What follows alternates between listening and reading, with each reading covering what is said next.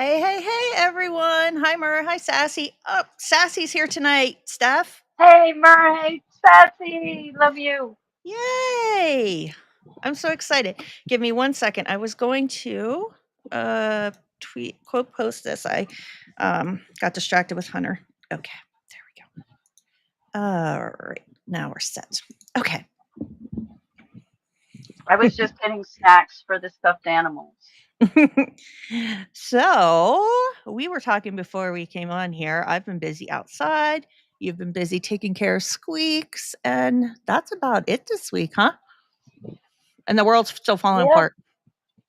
Oh, massively. And I've just been ranting endlessly about FIFA. No, but did you see there was a thread on Twitter? I wish I had bookmarked it. Well, you don't really go on Twitter. Hey, Winks. Um, Hey, Winks. uh, a guy had been there when Ron DeSantis was giving a tour of it. He was supposed to do something, but a storm hit at the same time. And the tents were like flapping all around, water was pouring in. I'm like, with Florida, that moisture, you get people in there, the humidity, it is going to be a cesspool. It is going to be so disgusting. Like, I can't even Oh yeah, imagine. let's make shit, what is it? What's that? Let's make malaria great again. Exactly, right? Fucking hell. Fucking hell. So, Steph and I, when we were discussing, and Quacks will be back later, he's taking a little break. We were just, yeah, it's going to be a sauna, Winks. It's going to be so gross there. Even if it even stands up, because the hurricanes. Yeah, this I wasn't even mean, a hurricane. It was just a bad storm. yeah. Mm-mm. So we were discussing what we were going to do, and I haven't taken the lead for a while. I've kind of just been doing research as Steph and Quacks have been doing different ideas. And I had remember David B. Hi, you finally got into one. Um, Yeah. uh, and I had seen a long time ago, Kerry Cassidy did an interview with Guru Jagat. And I was like, I really want to cover that because we cover Kerry Cassidy a lot on here from Project Camelot and the conspiracies.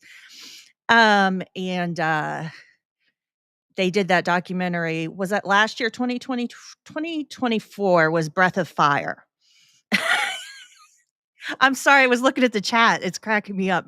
Hope the alligators will eat Trump when he visits Mer. I Um, suggest that Trump try cave diving in Florida. yes, and don't be safe about it, Trump. Don't be safe at all. Ignore those signs. They're for Yes. normal people. They don't count for you. You should try Peacock Springs, Vortex Springs, and Eagle's Nest. Yeah, David B. I know a lot of people were excited that I was going to do YouTube too. I changed the settings, I think, on Twitch so you don't have to have a phone number link now, just a verified email. I think I made it okay, but I know a lot of people prefer YouTube too. So we were simulcasting to see how this works, and we'll see if it can handle both at the same time with my internet. Uh, what's that plug? Ethernet cable. So I'm plugged in directly. So we'll see if simulcasting works with the videos, if it's not too choppy or not. So this is a test run to see if we can do both. If not, maybe we'll just bounce him back and forth. He can read. So before I'm going to go through a little bit before we get to the main video, Kerry Cassidy being interviewed by Guru Jagat, because it's important, I think, to give a little background on what exactly got us to the point we're at. Hey, K2. Um, so we're going to start with Yogi Bhajan because he was the one that this young lady you see on the screen here with the white turban on, Guru Jagat, said that she got her name from. He's the one who made Kundalini yoga popular in the United States in the 60s. He has a lot of sexual abuse claims, abuse against children in the schools they sent them to in India. What else? Financial stuff, right stuff. Just the whole gambit. Like, he was not a I great dude. mean, it's the same shit like as the Rajneesh people were doing, except Yes. a little more sexual abuse and a little less salmonella. What was that? You Wild know? Wild Country or something that was on Netflix? Or is Yeah, that I never saw that documentary, but Dollop has a really good episode about it. the dollop always does. Did the dollop do one on her? Yeah. On Guru Jagat? No. But there was one recent dollop where James said something crazy, and like Gareth interjected by said the lady holding a giant Q in the background or something. Like your cue you So have in your bedroom. they they make, oh yeah, you can't see it. It's on. Oh wait, you can, no, you can see the reflection of my no step on snack flag, but yeah. But no, but there was a really good dollop episode about the Rajneeshas, and I just wanted to say that I don't know if it's because I don't know what the name for this bias would be, like I don't know, research bias or something like that. But every time I hear of someone being referred to as a yogi or Ugh, a guru, I bad my vibes, right? the little sirens start Mm-hmm. going off right away, because it seems like that the Eastern philosophies are the easiest to like steal for some reason, because they have a universal appeal. You could be a Christian and still believe some of this Buddhist stuff. You could be a Christian and still believe in some Hindu stuff. And then it's Cultural just so, appropriation, which boy howdy we'll get to, and you're right. yeah. Mm-hmm. Yeah, and it just seems just so, like they even had it in the one Arrested Development, and I think it was in season 4 where they decided to go over to India to find themselves. Hi, Mac and Cheese It's, Bites. That's our two hey, mods. Murr and Mac and Cheese Bites came over to help. Thank you guys so much in case the YouTube streets thank get you. wild, because sometimes it can get wild here. Twitch is much calmer. I've only had to smack down 2. Somebody asked me if Donald Trump was Yeah. Jewish, and I was like, "Get the hell out of here. I don't know what you're trying to do." And then that guy that tried to start shit that Spencer knew. And I Oh was yeah.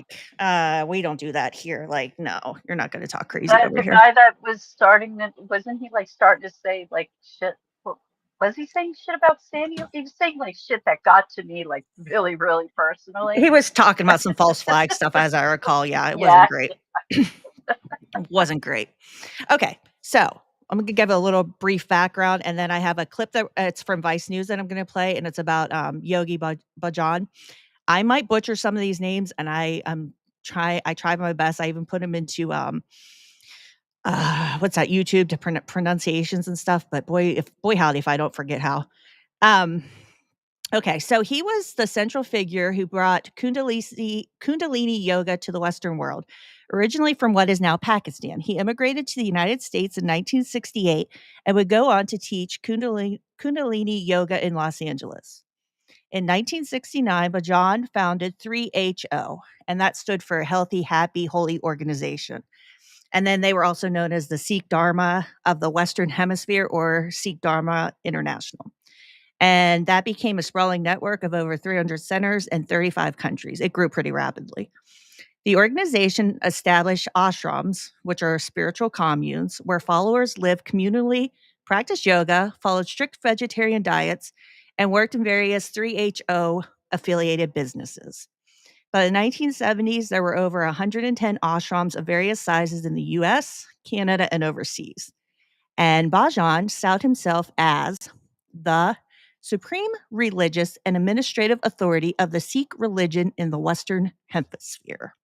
So I'm going to pull up this clip here. We're going to play this before we go on. Oh, let me get.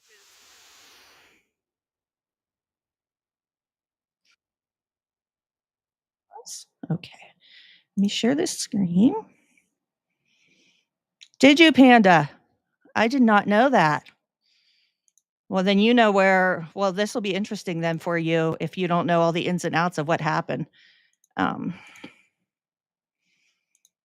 Okay, captions are on. Let me know if everybody can hear this too. This is the handgun that I used when I was on guard duty with Yogi Bhajan. That was back in the 80s. Yes, Murr, I I can't also blame had them. a gallery. I probably have the biggest collection of Yogi Bhajan's so-called art, if you want to call it that. As you can see, there are drawings of phalluses.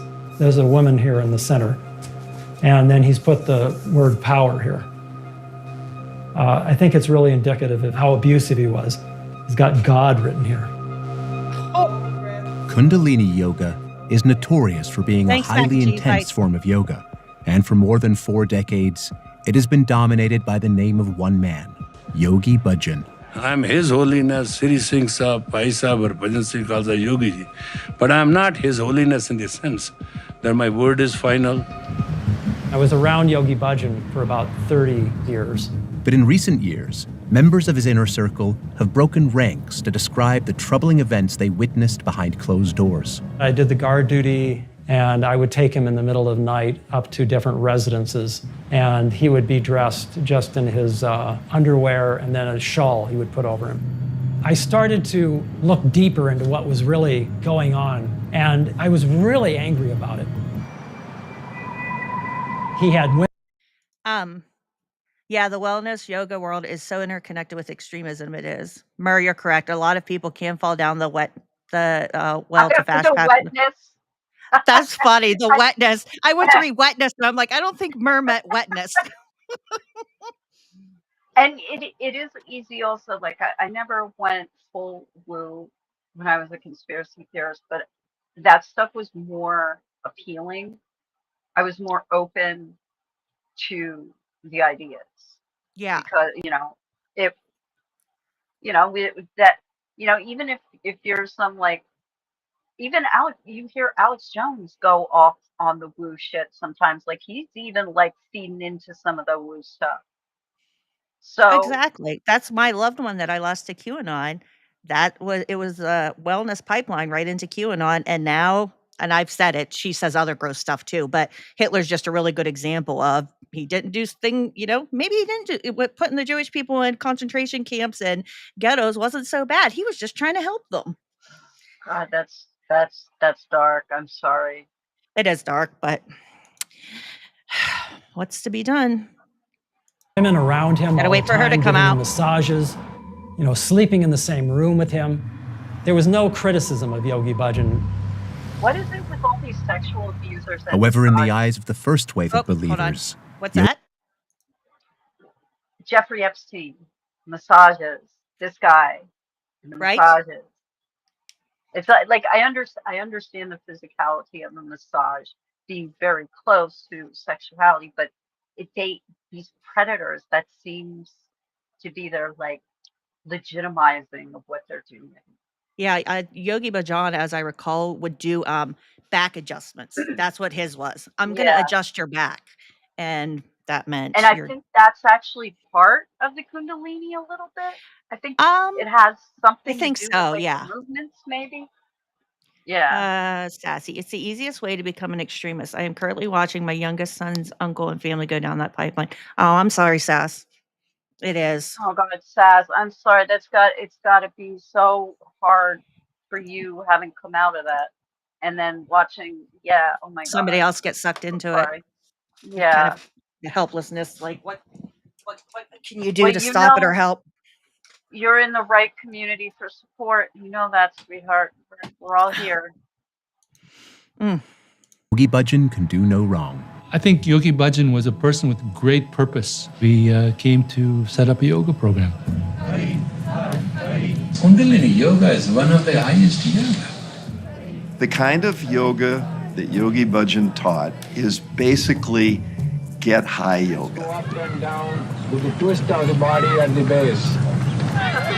And let it put pressure on your muscles. His was doing a very stimulate your nervous system, like raise your arms up for 3 minutes and do long, heavy, deep breathing. Exhale, inhale.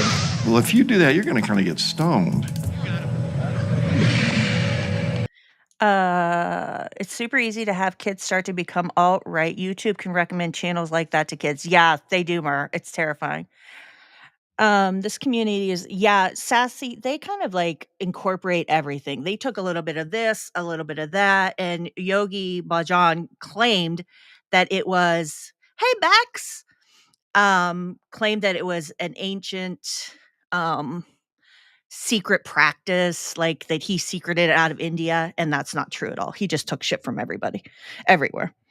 It's really gross. And But what I women, was going to say about this, about the getting high part, I listened to Conspirituality, and it was either Derek or yep, the other guy who said he got, and he really did. He said he was like, I forget what the word he used, but basically energized. Like you get high off of it. Like he felt great after doing a Kundalini yoga class because it stimulates all yeah. of your nerves and muscles and I mean, I do this thing sometimes if I'm like really, really upset or I really, really need to relax and I'm not feeling completely lazy. I do this thing I call the sacred breath, where I like bend over and very slowly like bring myself up while I'm breathing in, and it makes me feel high. The motion, everything that I'm doing.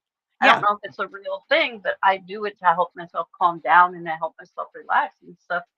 All like when and you know, we know from, oh wait, no, it was on Hell World where we were talking about situational asphyxia, that, you know, certain movements of the body can actually help prevent or make it harder to breathe. And then Yeah. certain other movements of the body can release that. So when you're doing all these different like contortionist type things, you're kind of constricting your breathing and then you're going back to it. Yeah. So it's going to affect you in all these wild ways. Mm-hmm. I agree. Yeah, it was interesting to hear the Conspirituality guys talk about it, and I'll post some of that stuff as we go along too. But yeah, their take on all this is interesting. What you do when you do Kundalini Yoga, you create a God's will in you. And God will conquers all that other deficiencies. Yogi Bhajan's physical yoga practice is rooted in spiritual teachings taken from Sikhism. He made tremendous contributions to the Sikh culture, which nobody ever heard of practically outside of India before he came here, and to the yogic culture. Those who came to follow the physical and spiritual sides of 3HO often stayed for Yogi Bhajan himself, who seemed equally devoted to them. Yogi Bhajan called me Premka. The names had spiritual meanings. He said it meant beloved of God. I had learned that Yogi Bhajan was teaching yoga classes. I was looking for Eastern philosophy, Eastern thought, and I was looking for a teacher that could tell me what I was supposed to do. When I came into class with Yogi Bhajan, it was full of this whole entire Thanks for stopping hippie in, David. commune that had come from New Mexico. When Yogi Bhajan comes to Southern California in the late 1960s, revolution is in the air. Yeah, we were the free love generation. We were looking for something that was different than the kind of repressed living in the 50s. It was kind of a free love movement. I was caught up, like everybody else of my generation, in the Vietnam War protests.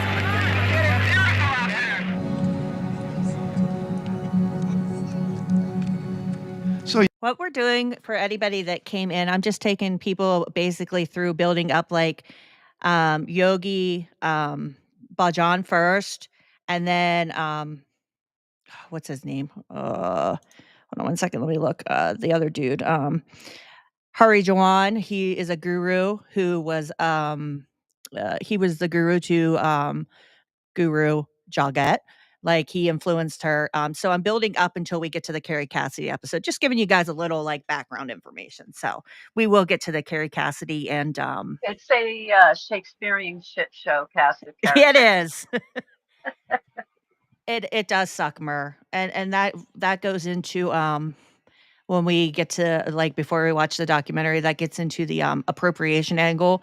And there are movements right now to like reclaim it by people in South Asians are trying to reclaim it and make it more inclusive and make sure that indigenous voices are heard. And, you know, this doesn't represent Sikhism like Kundalini yoga, but a lot of people when they see it think that's the Sikh religion, and it's not, like because of what Yogi Bhajan did. And he's like famous and there are these centers everywhere. Yogi Bhajan comes along with, you know, there were probably 20 or 30 major teachers from the East. And they bring this kind of cultural wisdom. Again, this is early 70s. We didn't have websites that give this information and these teachers. We weren't inoculated against this kind of someone who knew something about life that we didn't.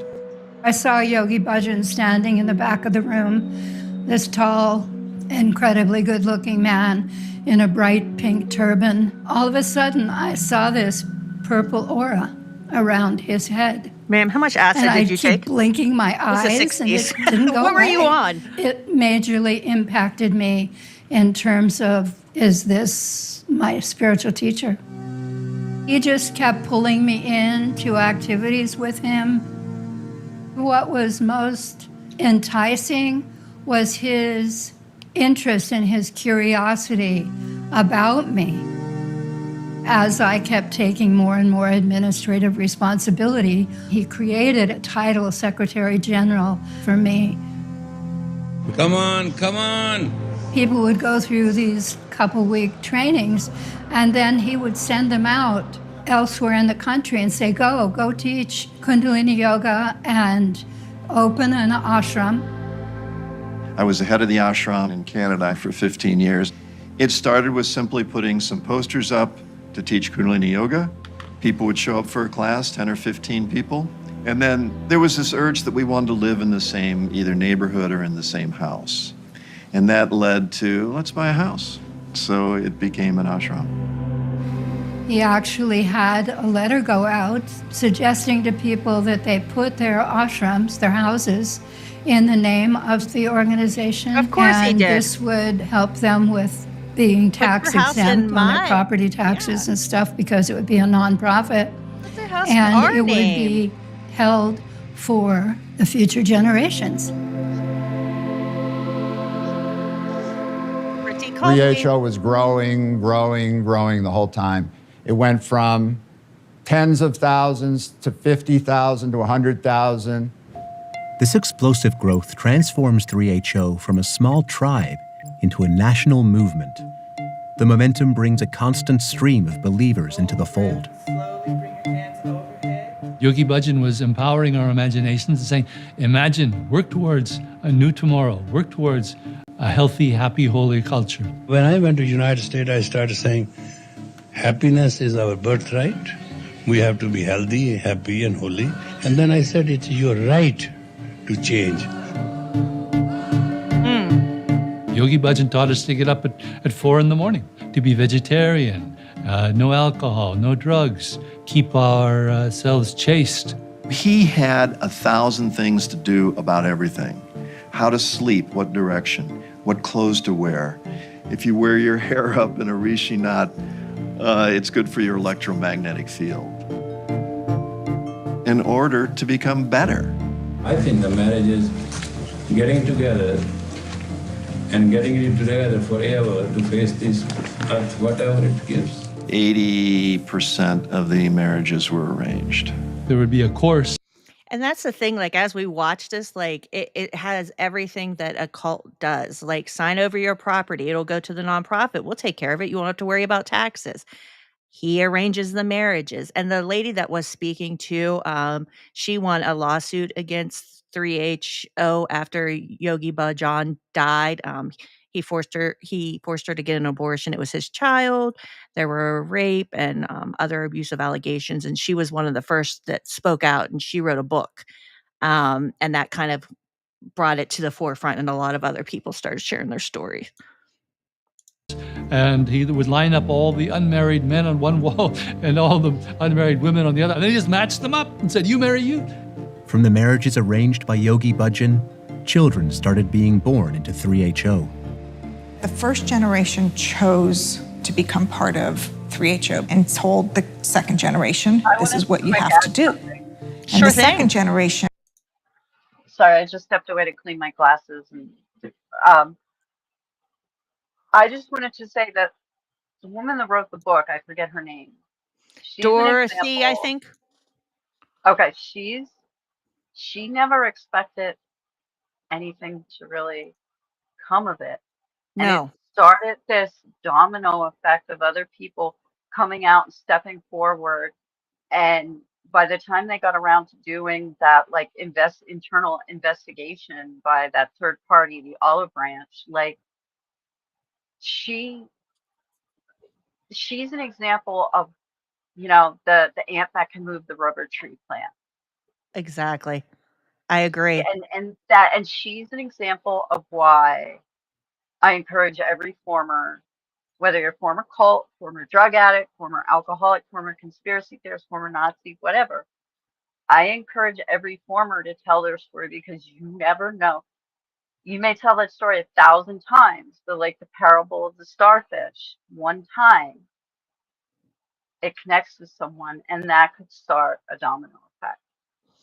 And that's what I So say all the time about what we do. Like, if just one person sees it and they're into it, let's say tonight, it comes up in the algorithm on Twitch or on YouTube, Kundalini yoga or Guru Jagat, and they hear the truth and they hear a former such as yourself, talking and sharing their stories, and we're breaking down everything, that if that just gives them a little bit of that seed of doubt where they need to think about something, then I'm doubt happy is to the do what I way do. out.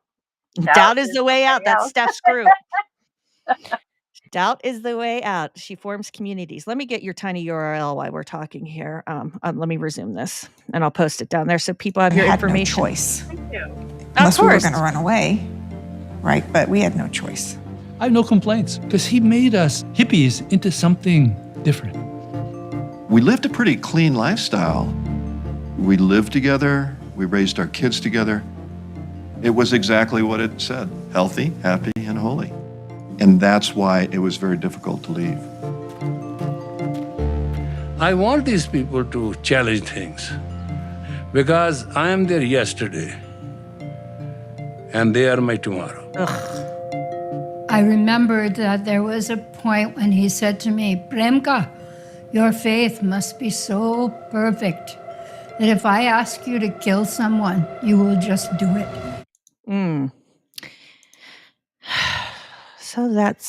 So I have a little bit more to go on Yogi before we get to the next bad dude.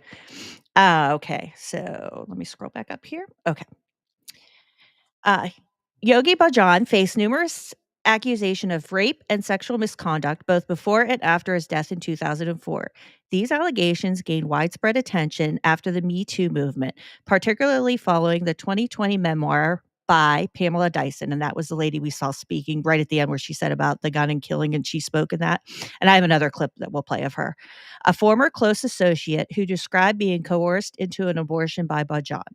Her account prompted other former followers to come forward with similar stories of abuse, including rape and manipulation. Now, this is the second follow-up to this, and this tells about the abuses of Bhajan. Oh, I know you. I wasn't prepared for him to do the kissy face. God, what if... Okay, here we go. CCs are on. Yogi Bhajan, yoga's biggest predator. And this is from True Believers, Vice. The documentary on this is actually, I only have 2 clips from it. The thing is actually, I think, like an hour or an hour and a half long, and it goes pretty in depth. I know you want my attention, I'll give it to you. Stand in the tree pose there. I've finished my work. How's your sex life? Charming, sexy. Look at them. Seduce them. Is she sexy? We were sent to a camp every summer for about 6 weeks where he would try to give us lectures on how to... That's a good point, Mer. I'm sure the folks were interested in this by the sense of community and belonging, and that happens a lot in groups like this. Yeah. And I can't believe I'm about to say this, but I don't know if it goes on now. I'm sure it does, but the one saving grace of L. Ron Hubbard in his early days was he did not partake in sexual abuse. He was surrounded by young girls in hot pants on a boat, and even people that left Scientology who were on the Sea Org, they said no, he didn't. He never. That's interesting. I guess because he could just have the sexy, freaky deaky parties that he was having with who's the rocket guy? I can't think of his name right now. Yeah, with Jack Parsons. And there's they a were just doing about legal Jack freaky Parsons. shit. Yeah. He stole a boat and a girlfriend for Jack Parsons. Weirdos. Be a good wife or a good woman. Our only worth was either a happy husband or a happy yogi. But it was 6 weeks of berating and making sure those women were subservient. Is she smiling? Is she sexy? Ugh. Yogi Bhajan's abuse towards me started as soon as I was around him and she's his a victim entourage. too. It turns out the secretaries are really just a harem of women at his disposal to either groom girls for him or be part of his bed, really night duty, and cleaning his house. Those were all things to get you ready to be in his bedroom. Grooming you. For a number of years, he was claiming celibacy. God, she looks like a baby in that He picture, didn't so young. initiate Like a sexual teen. contact with me for a few months. And by the time he did, I had hunkered down into the programming. And it was okay because he was the teacher and he was the one determining my life. But I learned that he had named me publicly in a way I did not ever know about. Premka. It's a name that actually any Punjabi would know meant like a mistress. Oh. He claimed to have an exclusive relationship with me for 8 years out of my 16 years until I found out he was having sexual relations with other women at the time. From the standpoint of the power dynamic, anyone that he was with was rape. Nobody feels they have much choice in this situation. You know, he's the one in control. Yeah. There's a last point which I want to discuss with you. It is about rape. Rape is always invited, it never happens. Rape is always invited. It never happens. Now, I like, this came out during the Me Too movement. She writes her book, and we're going to get to this with Guru Jagat, but she ignores it all. She's just like, no, he's the greatest. They're just making up these stories. He would never have done that. And they continue on with the Kundalini yoga. Hers is called Rama Studios, like her branch of it. And they're still around. And some independent ones, as I was doing this research, have distanced themselves and acknowledge what he did, but they still want to practice the Kundalini yoga because a lot of them have studios and it's profitable and it's making good money, and it's that delicate balance. And Conspirituality, they talked about it. I don't know if you listened to the episode, Steph, but they equated it to the one researcher he said, I was sitting in a parking lot and I saw somebody hit a car, like backing out.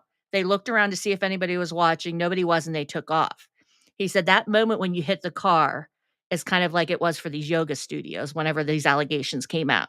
They had a moment to stop there and sit and think, how do we deal with this? How do we rectify? And a lot of them just drove away because nobody was really looking or paying attention. The ones that And this stayed and was looked into it and you have to not rectify. What's the word I'm looking for? Come to grips with. reckon Thank with. you. Well, and also, it would have been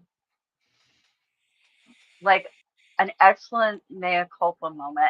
And I'm just talking from like a marketing, and I'm not a marketeer or anything, Yeah. but I'm just looking at it from like that type of perspective, like, shit, our big dude did a bunch of bad shit, but he's dead now.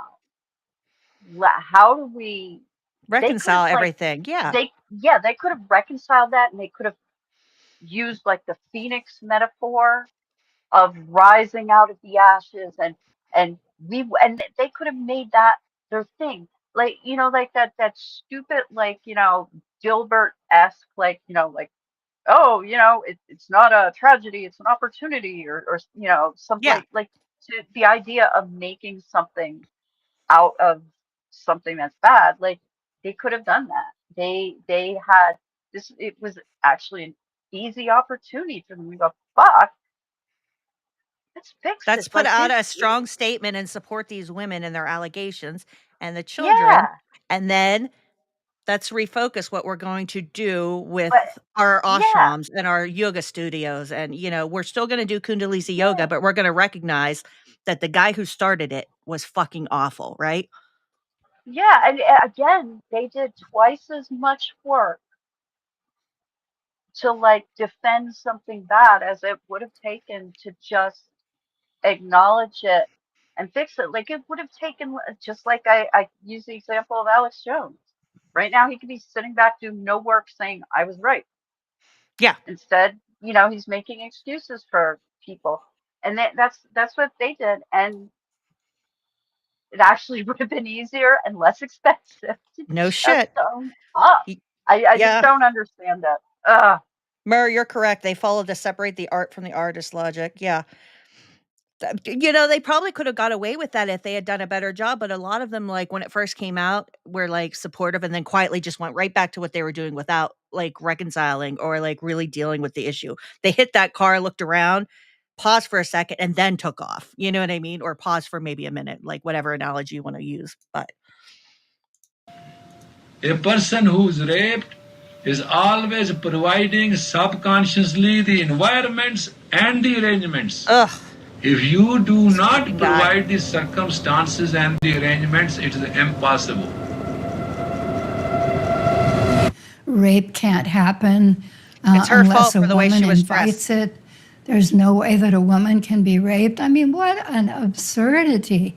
Anyway, how do I feel about that? I feel like he was covering himself. Mhm.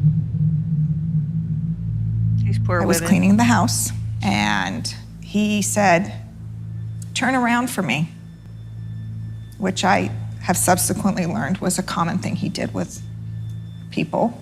And he touched my boobs, like as I finished turning around, like I remember it was almost like sizing me up. Ugh. And then he said, "You're turning out nicely." Like I'm getting ready for him, essentially. I was doing dishes and he came up from behind me and he grabbed my chest. And he just kind of said, "I'm just telling you to stand up straight and have a good posture." And he put his hands on my chest and he said, "And be proud of these." Ew. He gave me a wedding ring, called me his wife. He said I was his youngest wife. I was his most innocent wife. I was his virgin wife, called me the Virgin Queen. Called me the Virgin Queen. And he starts yelling at me about not being a virgin. I essentially think he wanted to make sure I was a virgin so he could break me. He would force me to come watch pornography with him. He then said to me the next time he saw me, "Come get in bed with me." And he didn't stop asking me. And he changed it into, "You need to learn how to kiss. Come make out with me." And I just got more and more aware of that I was in danger. I was freaked. And I just wanted to get out of there. There was no one else there. I was so scared. The adrenaline was rushing, and I walked to that door and I was like, I'm never going back. I think that if I had stayed, the abuse would have never ended. I'm not turning around. I am not going to give him a kiss. I am not going to get into bed. Looked at that door and I was just like in my mind thinking, I need to get out of here. Walked over to the bed and he reached for me and my whole body just like froze. My hands were shaking.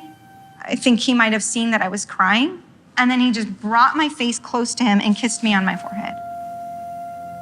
And I walked out of that room and I felt, I will not tell anyone this, because I didn't want to hurt the community. And I thought that I was the only one. And I thought it was worth holding it in so that no one else would hate him. Silently, many women in 3HO are suffering grievous abuse behind the scenes. Scott's here. I just saw him down in the chat. Hi, Scott. Oh, hi, Scott. I guess it wasn't that I posted that in the Discord, huh? It did work. It's so hard to watch this. I started tearing up. I apologize if I it's so hard to watch these women. And I've listened to a lot of their stories doing this research, and just knowing that Rama institutions are still around everywhere. They haven't reconciled a lot with this.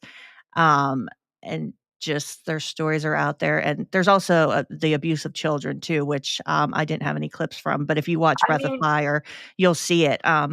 And you can see Reddit posts where the children that were raised in these schools in India talk about the abuse and neglect. And hey Muggsy, and it's just really terrible. Oh my God, it's like a family reunion. Everybody's here, I know, from all over.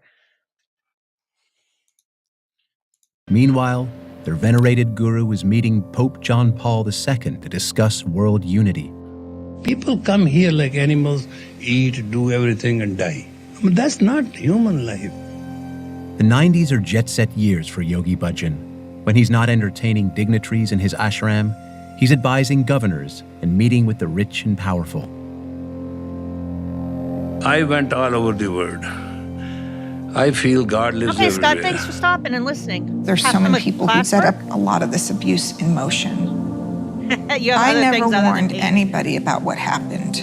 I knew I wouldn't be believed. Things never changed. After 16 years, I chose to leave. Literally, I'm sure there's at least 100 women that he assaulted. There are many who will never speak up because he kept it covered. And people were terrified. If you listen to any negativity about the teacher, it will pollute your spiritual destiny and you will fall. You will fall from grace. You will fall. Whenever allegations emerged about his behavior, Yogi Bhajan returned fire. I don't know what the lies are. I don't believe. Because my definition about lie is when you temporarily cannot face the truth.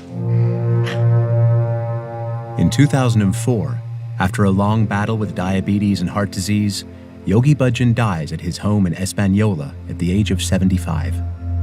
Honoring the life and contributions of Yogi Bhajan, a leader of Sikhs, and expressing condolences to the Sikh community. He's not a leader of Sikhs. He appropriated everything from that and from Hindu. I'm going to get to it, but that's just like the image that he put even to his death, that he gets a sign alongside the road and all this stuff. And they're like, this is the Sikh religion. This is not the Sikh religion. It is a bastardized version of it and everything that he took and made into Kundalini yogurt.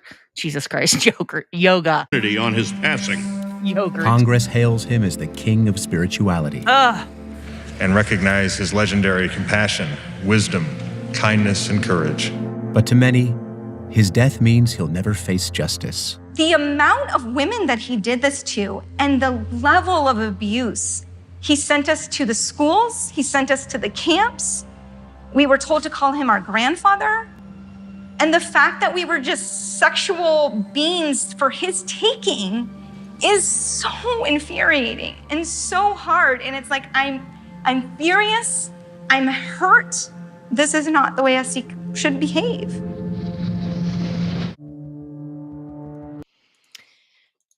I know that's heavy stuff, and there was no way to get around it building up to where we're going, because like this forms the basis. This was the guy who started it all, and this is who, like, he's still revered in the Rama community.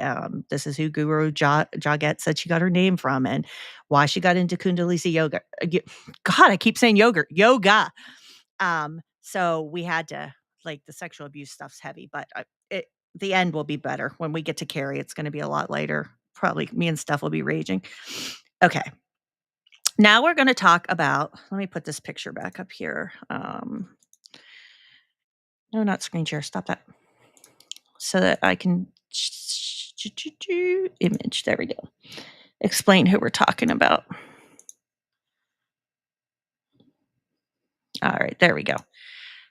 Now I'm going to move on to Guru. It's going to be this guy up in the right-hand corner, and down in this right, his real name's Steve, by the way, just a regular old white dude that followed Yogi Bhajan from the 70s until today. The guy's still alive and still doing Kundalini yoga and all of that stuff in the practices. And he was Guru Jagat's like main dude. She considered him a father figure. So Guru Harijan, he was one of Yogi Bhajan's devoted students, having met him in 1975.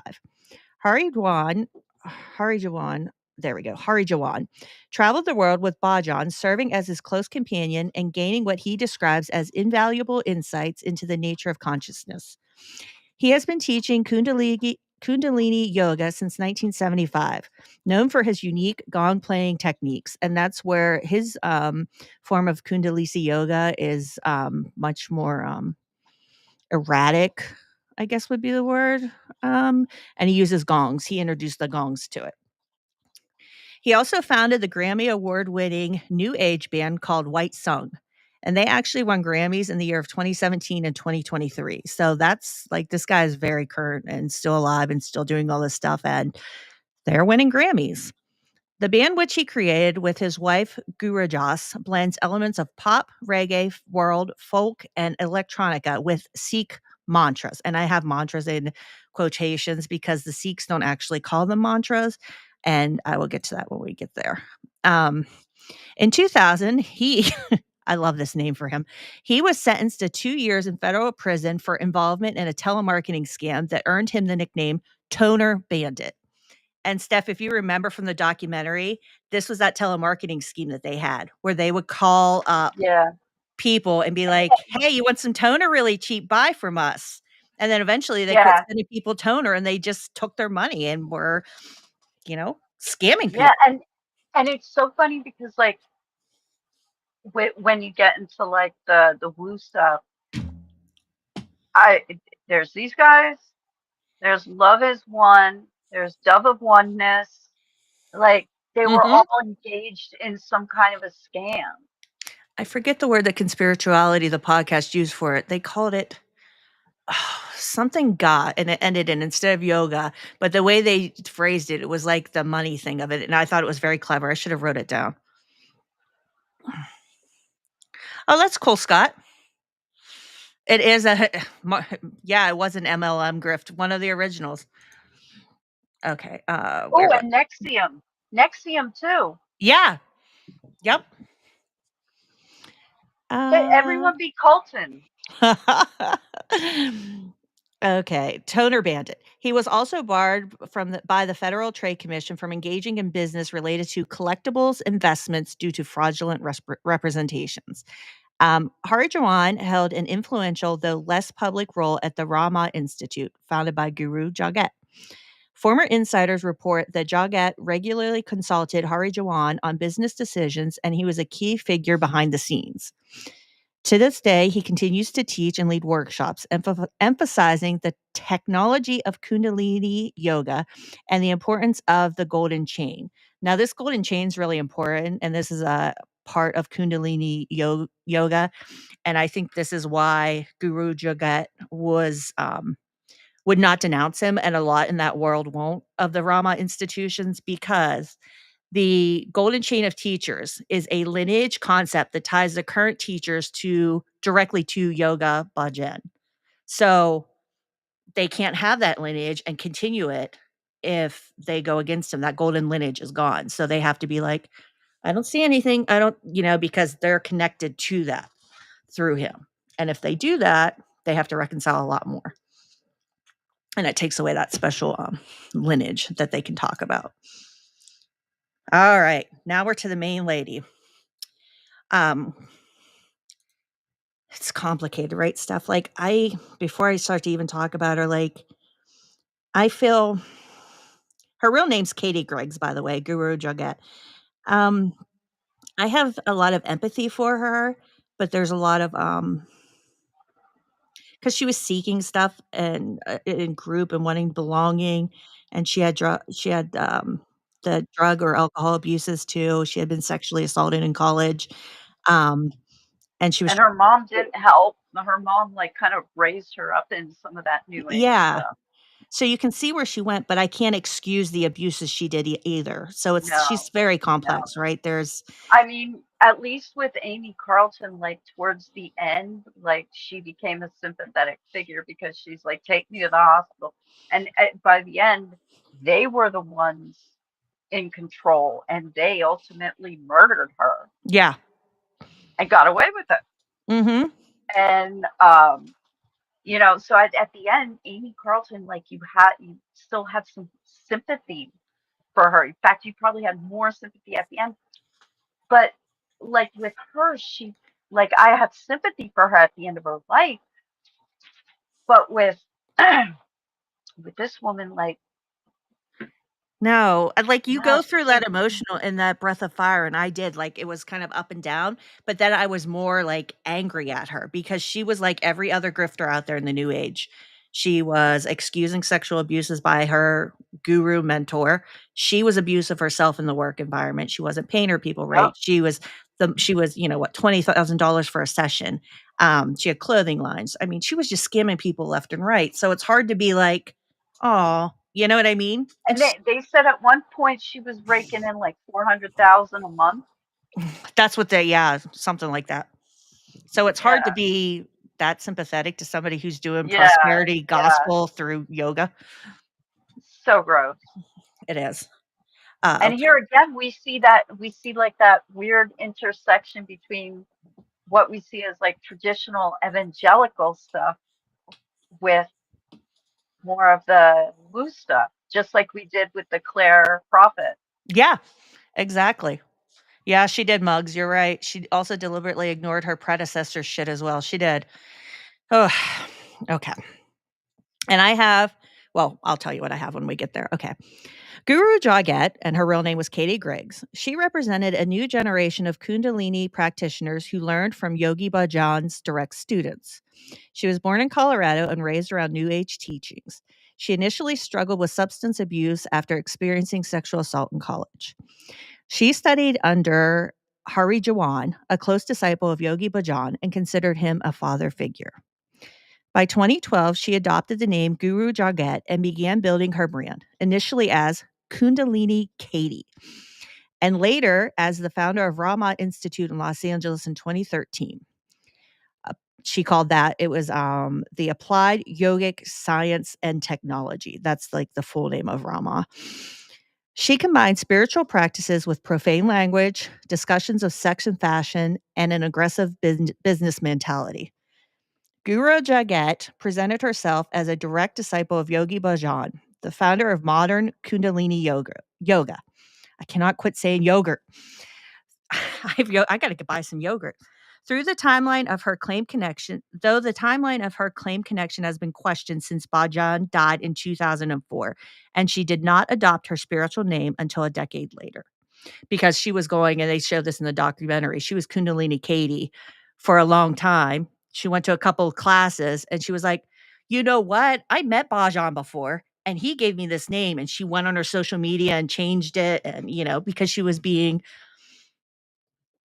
I don't want to use groomed for the word, but it is grooming. He was grooming her to become and take over a school, that Hari Jawan, like to open up Rama, which she does. And this is a clip they showed. I actually went and found it. They showed it in Breath of Fire. So I went and hunted it down. And this is so that everybody can see what she was like. This is Guru Jagat on how she started practicing Kundalini yoga. Fuck. And it's 1 minute and 57 seconds long here. Picture still up. I can't quit talking about yogurt, Mur. I am out of control. How do I? Image remove. There we go. Okay. I cannot stop saying yogurt instead of sorry, I didn't realize I still had that image up there. Here we go.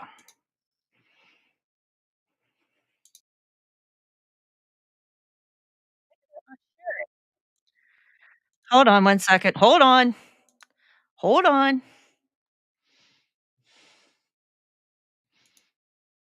Stop screen sharing. All right, let's try this again. Hold on.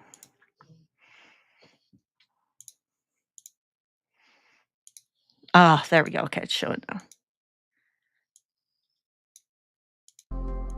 I was looking for something that was going to give me energy and allow me to clear my mind and my body in a way that felt optimized. And so I was practicing all sorts of types of yoga, physical yoga practices, and also other types of spiritual practices. And then I want people to, as you're watching this is what she looked like when she first started doing things. She was very healthy and she was taking care of herself.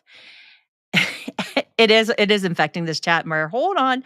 And then when we watch the interview that she does with Kerry Cassidy, how unhealthy she is. She's put on tons of weight. Like, she's just not taking care of herself. Her deterioration during the pandemic, you can clearly see it.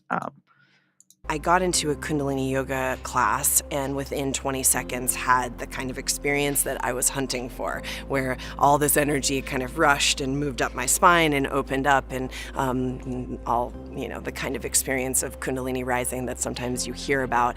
However, I feel that Kundalini rising, or the experience of Kundalini as I've gone and matured in my practice, is really a very pragmatic experience, because it's about starting to enliven yourself and de-thaw the parts of you that have gotten numb. And when you start to do that, you start to be able to see things more clearly, and you start to see yourself more clearly, and you start to appreciate things more, and all of these kind of tenets of life well lived start to become the order of the day.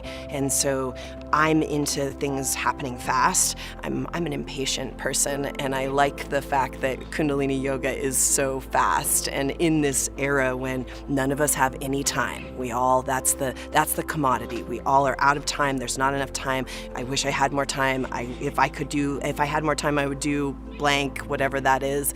So in this era, with all of the things we have to do, I feel that Kundalini yoga is very, very practical, because it does work so fast.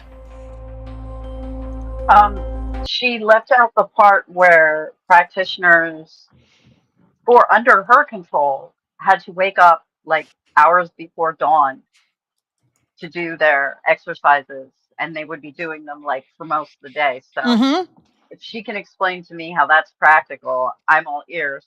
And if you saw the horrible faces I was making, that voice.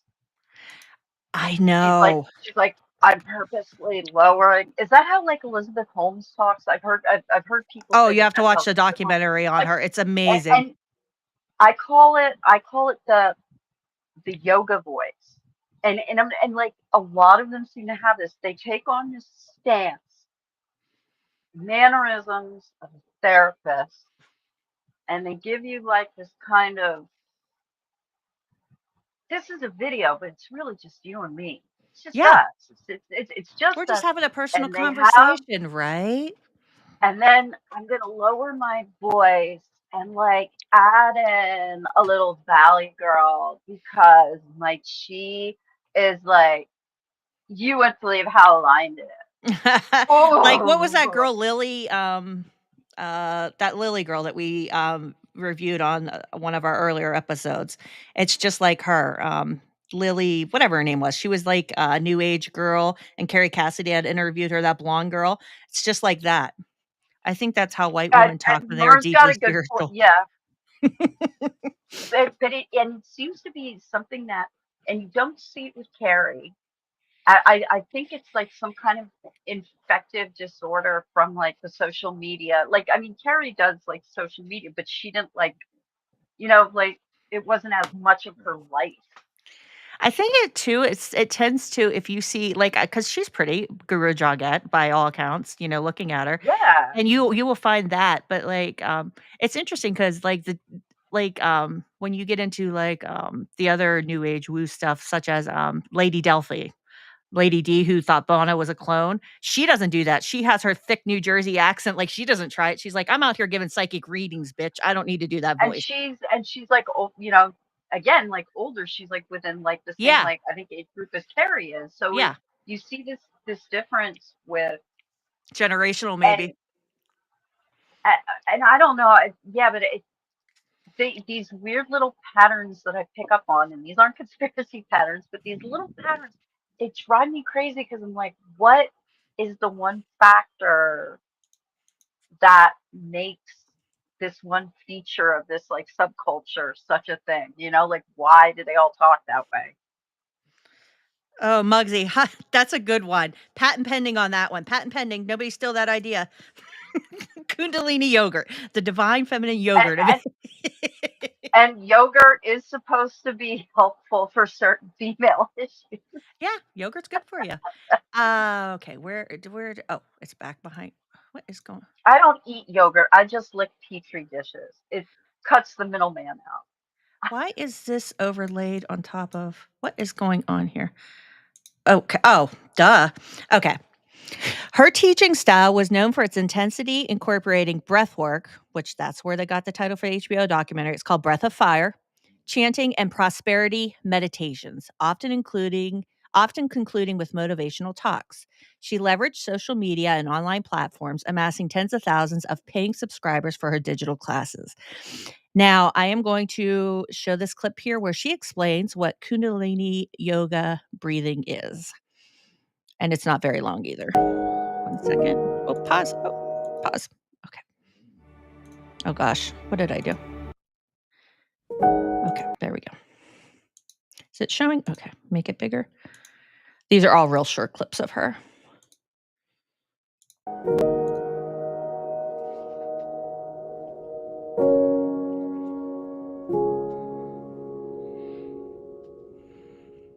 We're going to be breathing a lot in the Kundalini yoga and meditation practices, and it sounds very simple, Poor Steph but hearing a the lot voice of our again. breath is programmed in utero. It's programmed through our early childhood memories and traumas and whatever kind of happened during those early development phases. And so we're breathing in ways that aren't actually very conscious, and we're actually breathing in ways that are programmed by these early childhood experiences. And so when we're consciously breathing, we're consciously reprogramming the kinds of experiences and the kinds of ways that we relate to our lives through our nervous system. And it's really one of the only ways that you can reprogram your nervous system through deep, conscious, and powerful breath. So we're going to be doing all sorts of types of breathing, and each type of breath is a way to train you to, when you're in your regular life, have the capacity to use the breath as a conscious mechanism of your own infinite experience. So that was her explaining breathing. Now, they also believe in Rama and a lot of the New Age communities that we are in the Aquarius age right now. She also did. It's a short clip too. I just want people, before we get to to know what the practices were, building this all up. And when you see her with Kerry Cassidy, what she looks like in I think it's like a year or two before her death. Like Kerry Cassidy interviews her in 2020, when she passed away in 2021. I need to look up, I think.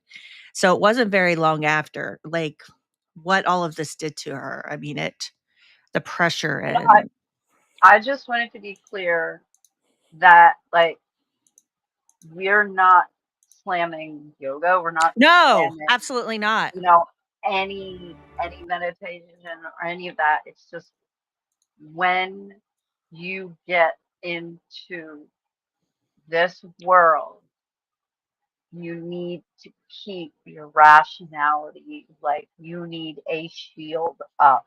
When you step into that yoga studio, yeah, and I don't care if the entire parking lot is like minivans and shit, okay? The minute you step into that yoga studio, you have to have that shield up, and you have to keep it up because, and I'm not saying it's just yoga itself. It is such a magnet for these. It's right for exploitation and conspiracy theories. Yep. It really is. Okay. I'm sorry. Age of Aquarian. That's the age that they believe that they're in.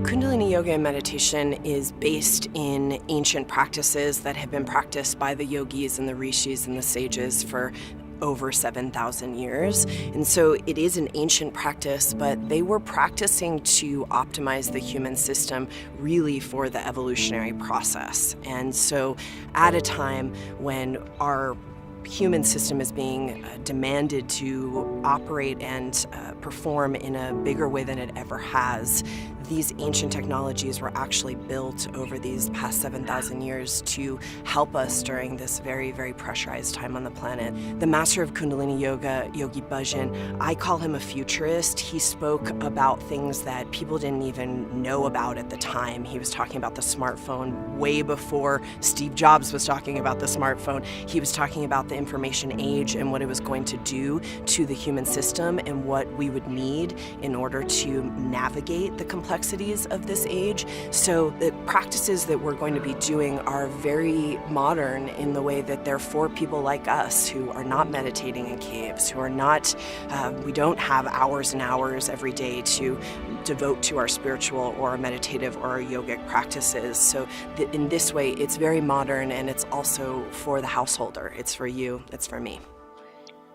She really sells it. She really, really, really does. And then I wanted to show, I have a clip here of Kundalini Oh, I forgot yoga to mute and myself. I'm so sorry. what's wrong? No, while I was like cleaning my glasses again, I just came back and I realized I hadn't muted myself, so you Oh. guys could hear my fan and stuff like that. I'm sorry. No, I couldn't hear anything. Okay, let me go to Okay. 050. Is that where I have this timestamp? Let's see. Timestamp, yeah. And Okay. well, I wanted to point out something that I caught myself during the Breath of Fire documentary, and I was glad that they brought it up on the Conspirituality episode. Like, there's no such thing as ancient technology. No. Nope. But see, by her using that word, she's doing the very clever thrift thing where you mix a whole bunch of shit up into a pot, and then you tell everyone that there's a potluck. And maybe the guy next to you doesn't like peas, but he'll like the lamb. And the girl next to you doesn't like the lamb, but she'll like the potato that's in that stew. Exactly. And that ancient technologies, she's getting that mainstream push with the fucking ancient aliens shit. And Steph, you'll remember this from the documentary. She says she got into yoga and was seeking because she was abusing, like, substance abuse and everything. And that a lot of these Rama studios and yoga studios claim that you can break bad habits and addictions through yoga and things like that. And you can. You can, but they really exploited it in Rama. And I want everybody to be clear, like, we're separating that. Like, this was a very cult-like situation, very abusive. The way they treated the people, the children, the sexual abuse of the women. So when we're talking about that, we're not saying all yoga. Like, I just want you to know it's not a blanket statement on. Hashtag not all yoga. Yeah. So But this is her. Oh, go ahead, Steph. I'm sorry. It can. No, I was just gonna say these things can help people heal from trauma, but that it's also a lot of these yoga people know that people are getting into it because of some kind of personal issue. And how easy was it for her to exploit it, right? Because you charge, you just come to the studios and you take some classes. But you really like me. You want some more one-on-one, $300 for meetings online. Oh, you want this? That's going to be $4,000. Oh, you want this? So, like, if you really feel like it's helping you with stuff, you're willing to keep shoving out more money to be and just that whole closer to the guru. And the prosperity gospel shit in itself, like, okay, you have to spend money to make money. That means something when you're investing, okay? But in the sense of the prosperity gospel, how is me giving you money gonna get me anything back in the long run? Exactly. It's so preposterous. I guess you really have to feel that, we're all connected as one something or other, and we are all technically connected as one. But I know. mean, if we're all connected like wheels on a spoke, like a lot of these people like to preach, then we should be being nice to each other and sharing money and sharing resources with each other, which is what we try to do in our community. Yes. And so God, why? And you hear those stories of people who are like, oh, I only had $1,000 left, and this was my last chance to make any money, so I gave it all, and now I'm destitute. Like, they're all predators. I know. So I'm just going to play. This is just about a minute so you can see what her breathing was like and what like a class would have been like taking with her, or like when she was giving you instructions online, just to give you a feel of what the mantras and the Kundalini yoga breathing and stuff and like how it gets. Oops, I have her muted. Mantra. It's a sound code. Ong Namo Guru Dev Namo. Bring the palms together, thumbs into the heart, sit up tall. Take a deep inhale. And exhale. Inhale. Om Namo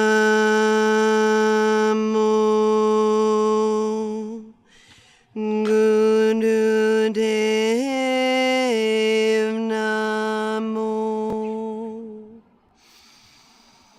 Om Namo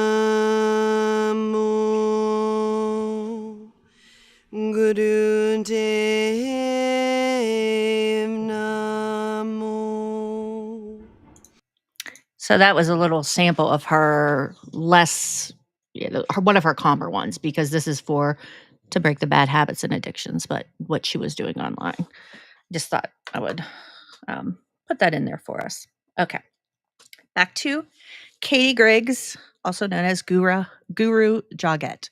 Her global empire included multiple studios in Los Angeles, New York, and Mallorca, along with fashion lines, a record label, streaming services, and business schools. Her approach represented the full commercialization of Kundalini Yoga, transforming what she says was ancient spiritual practices into modern wellness products. Guru Jagat's classes and teachings attracted a global following, including celebrities such as Alicia Keys and Russell Brand. Russell Brand's no shocker. Alicia Keys really not either. Guru Jagat's unwavering loyalty to Bhajan after the Olive Branch report intersected with her growing embrace of conspiracy theories during the COVID-19 pandemic. She began promoting ideas that the pandemic was engineered by the government, that mask mandates were unconstitutional, and that they, in quotations, were using technology to control our minds. And Steph, we know what they means. The Illuminati, or it's the New World Order, or Well, the it all Jews. depends how many parentheses are. I know, right? And she was, I just did a search for when she was doing like the whatever it was that she was, the sound. I was like, dear God, please no. So I Googled Enigma and her name, and I didn't find any hits. So I don't think they sampled her on anything. So thank God for that. But I did also Google her and Gaia, and yeah, they have a few shows. I just saw your message. I am Gaia TV. Oh, and it's right up there. I have a Fire TV, so it's connected to Amazon. And like, it is right up there. Like, subscribe to Gaia, like on our main screen, like below, it'll go across, like where you have all your icons, like for the apps you downloaded, HBO Max, Hulu, whatever. And right up there, I'm like, fucking Gaia TV, like So right there. subscribe to Gaia through our online platform until you are so completely pilled that you Right. become a targeted individual and shut off all your electricity. Yay, Gaia! Bravo. I used to it's have their Gaia, channel not on. Bravo.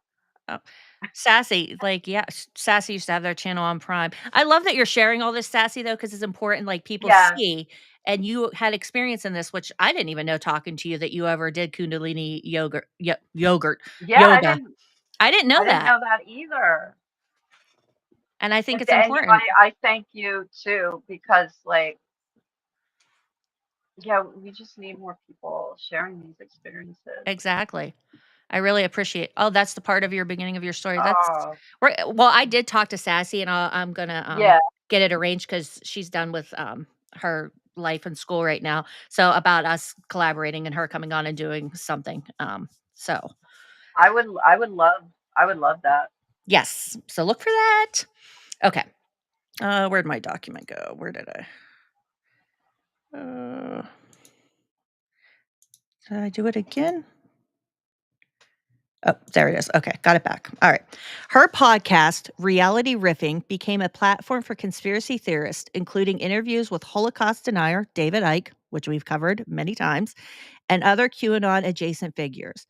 She joked about winning an Oscar for the Queen of Conspiracy Theories. This represented what researchers call the wellness to QAnon pipeline, the tendency for some people in the spiritual wellness communities to embrace conspiracy theories. And that's what we've been talking about. And Sassy said that's her origin story there. I was part of the New York Facebook group that was homeschooled moms. When Cuomo got rid of the religious exemptions for vaccines in schools, they lost it. Oh, wow.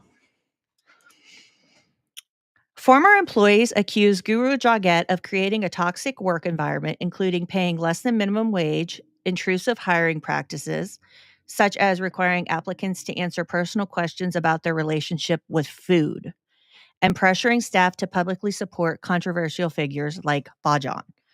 And I'm going to post this down into the chat here for everybody. This was a catalyst in the Breath of Fire documentary when people were speaking out. This Instagram account was created and it's still active. It's called Rama Wrong. And in the documentary Breath of Fire, they talk about this. This one girl had seen all the abuses that was going on. She's like, I've never done anything like this. What could I do? So she started this Instagram account.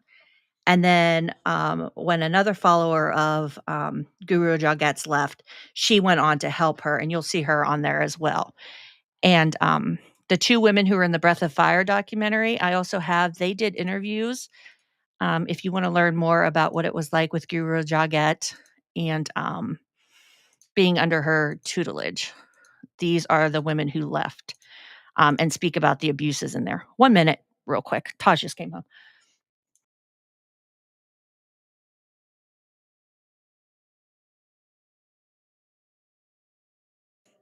Okay.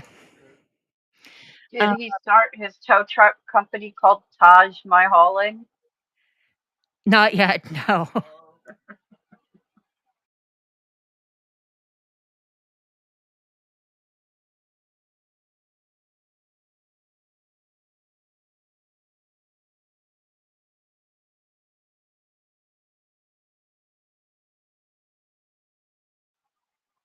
I guess I can, what do they call it, vamp for a little bit. When I was watching the HBO documentary, it did remind me a lot of Love Is One. There just seems to be like this. Still, like tomorrow. Okay, I'm back. I'm sorry. My husband just got home from a funeral. You were vamping? Tell him to go to hell. You already walked away. Okay. Where was I at? Okay. I was just talking a little bit about the documentary and trying to you vamped do my good. type 5. Okay. Guru Jagat died suddenly on August 1st of 2021. Okay, so she died a year after her interview with Kerry. At the age of 41 from a pulmonary embolism following ankle surgery. Her death occurred during a European tour where she had been conducting sold-out events in Berlin. She had broken her ankle in Germany and, against medical advice, flew back to Los Angeles, which her doctors suspect contributed to the fatal embolism. Her death left the Kundalini community deeply divided. As her own mother noted in the HBO documentary Breath of Fire, quote, I mean, it's hard to think of her as a cult leader, but what else would you call her? Former devotees described experiencing relief at finally being able to tell their stories about alleged abuse and the cult-like conditions at Rama. The Rama Institute continues to operate, stating it will move forward with her vision. However, the organization faces ongoing scrutiny about its practices and the legacy of both Guru Jagat and the broader Yogi Bhajan lineage. And I'm just, I almost closed that out. I'm going to show like right here. Give me 1 second to share this. And PSD documentation that's helped thousands of pet. I have a timestamp for this, and you're going to hate this stuff. 038. We're only going to listen to a few seconds of this. Okay. But this is their current website. It is still up, and they have a new, what timestamp do I have here? 038. I don't want to hurt you too bad here, Steph. Okay, there we go. So they have this video up on their very new website, and they have new it girls or whoever's popular, within the community now, and the new gurus. And this one was Kundalini Beginning Series. What is Kundalini Yoga? It's just the voice. I'm sorry, Steph. That's a loaded question.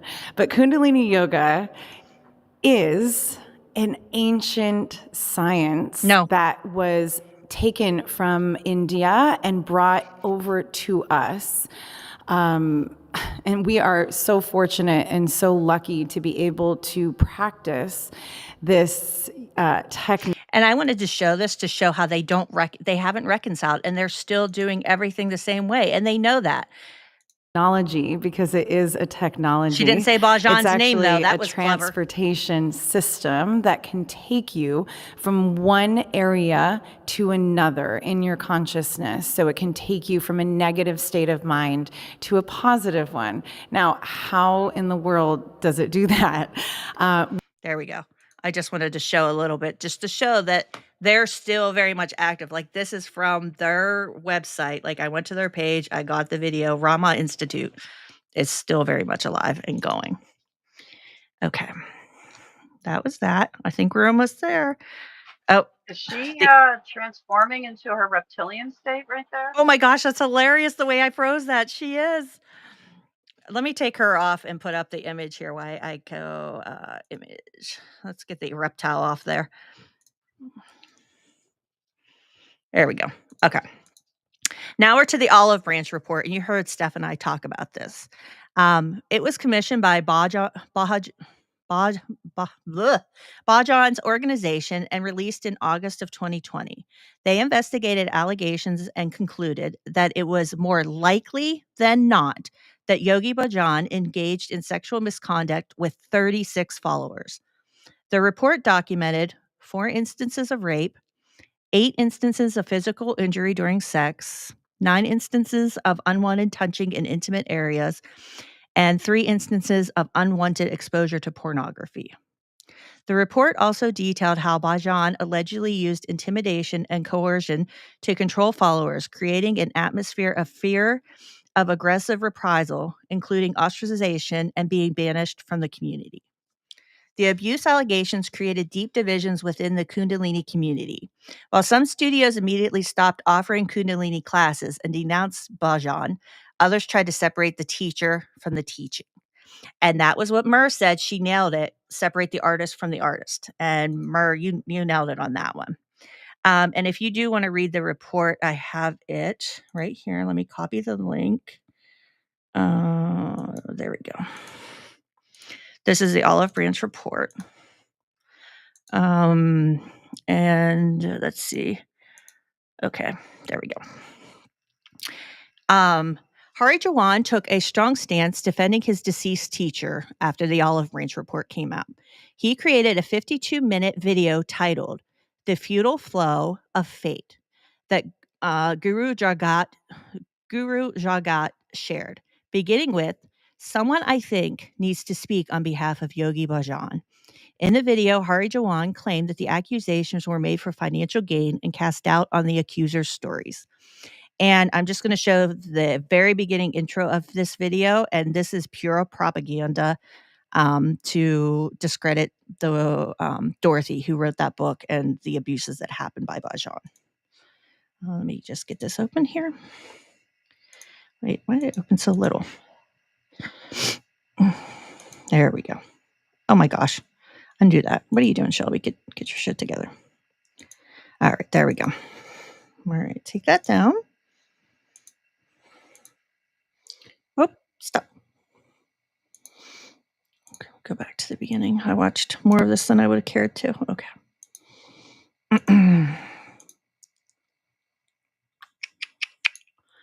And this was created by the guy we talked to in the beginning, the band, the Toner Bandit, Guru Jagat's father figure, and the guy who hung out with Yogi Bhajan for many years.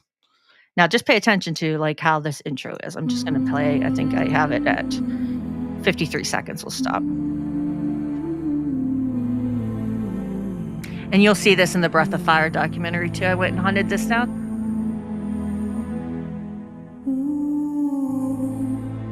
That's so gross. A teacher's love and a student's betrayal.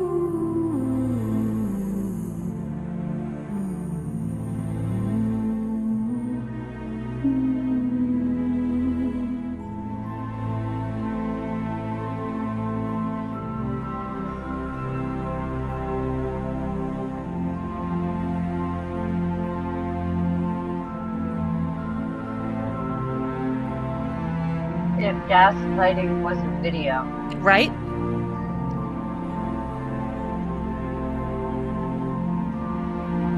I am known as.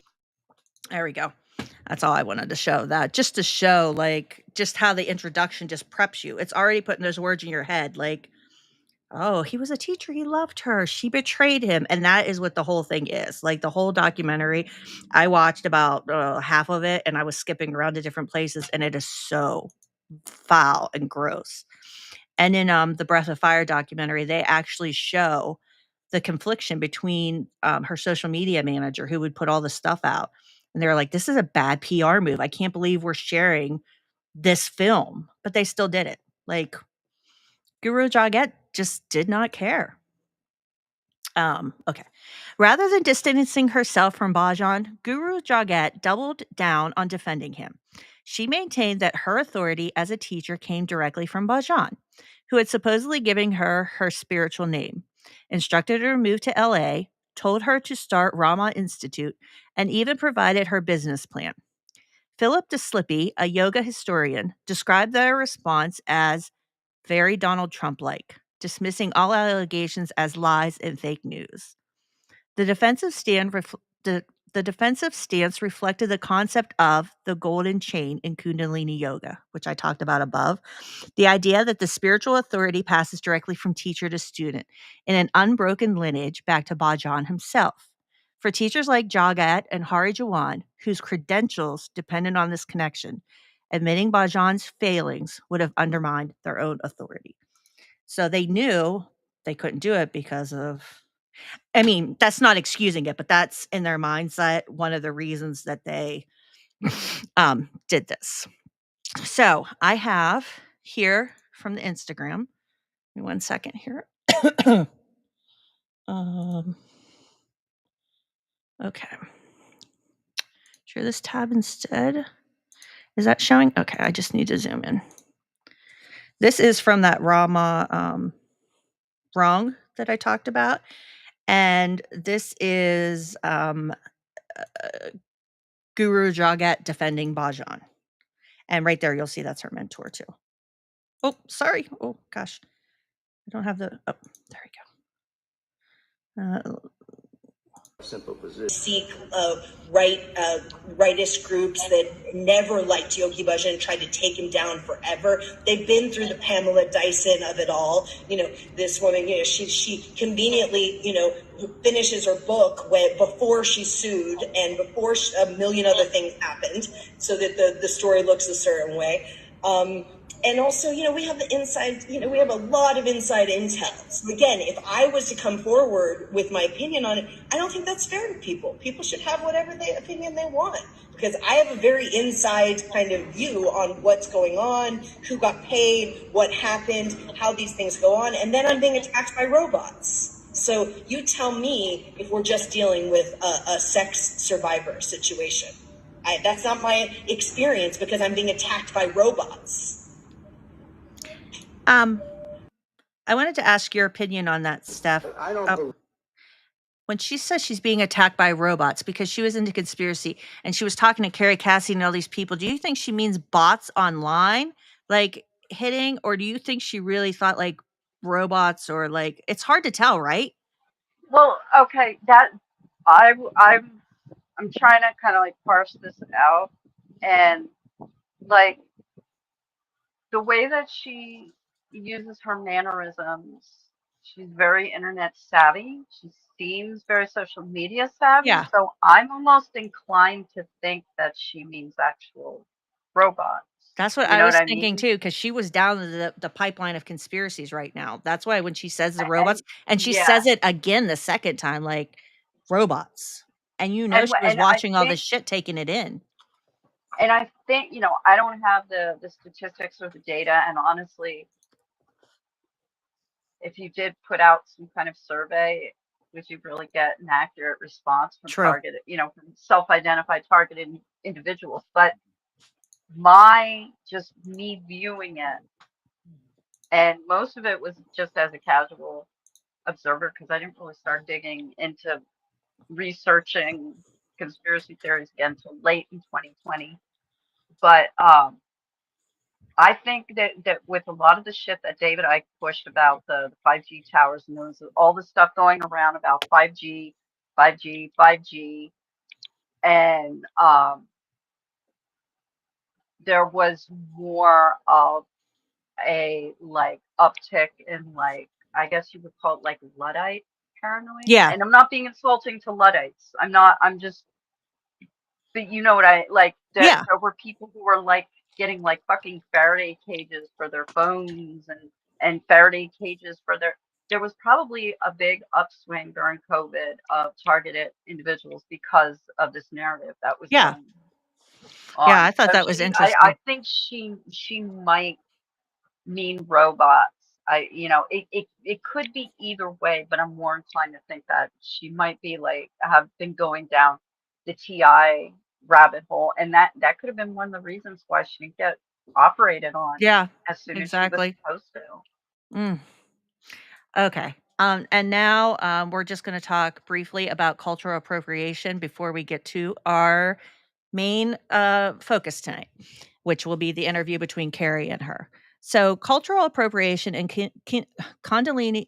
bleh, Kundalini yoga centers around the creation and dissemination of a practice that combines elements from Sikh tradition, Hindu yoga, and other spiritual practices by Yogi Bhajan. He brought his version of, well, I already said that, of Kundalini yoga to the West in 1969. Philip DeSlippy, an academic researcher, revealed that Yogi Bhajan's Kundalini yoga was largely a modern construction rather than an ancient secret tradition, as he claimed.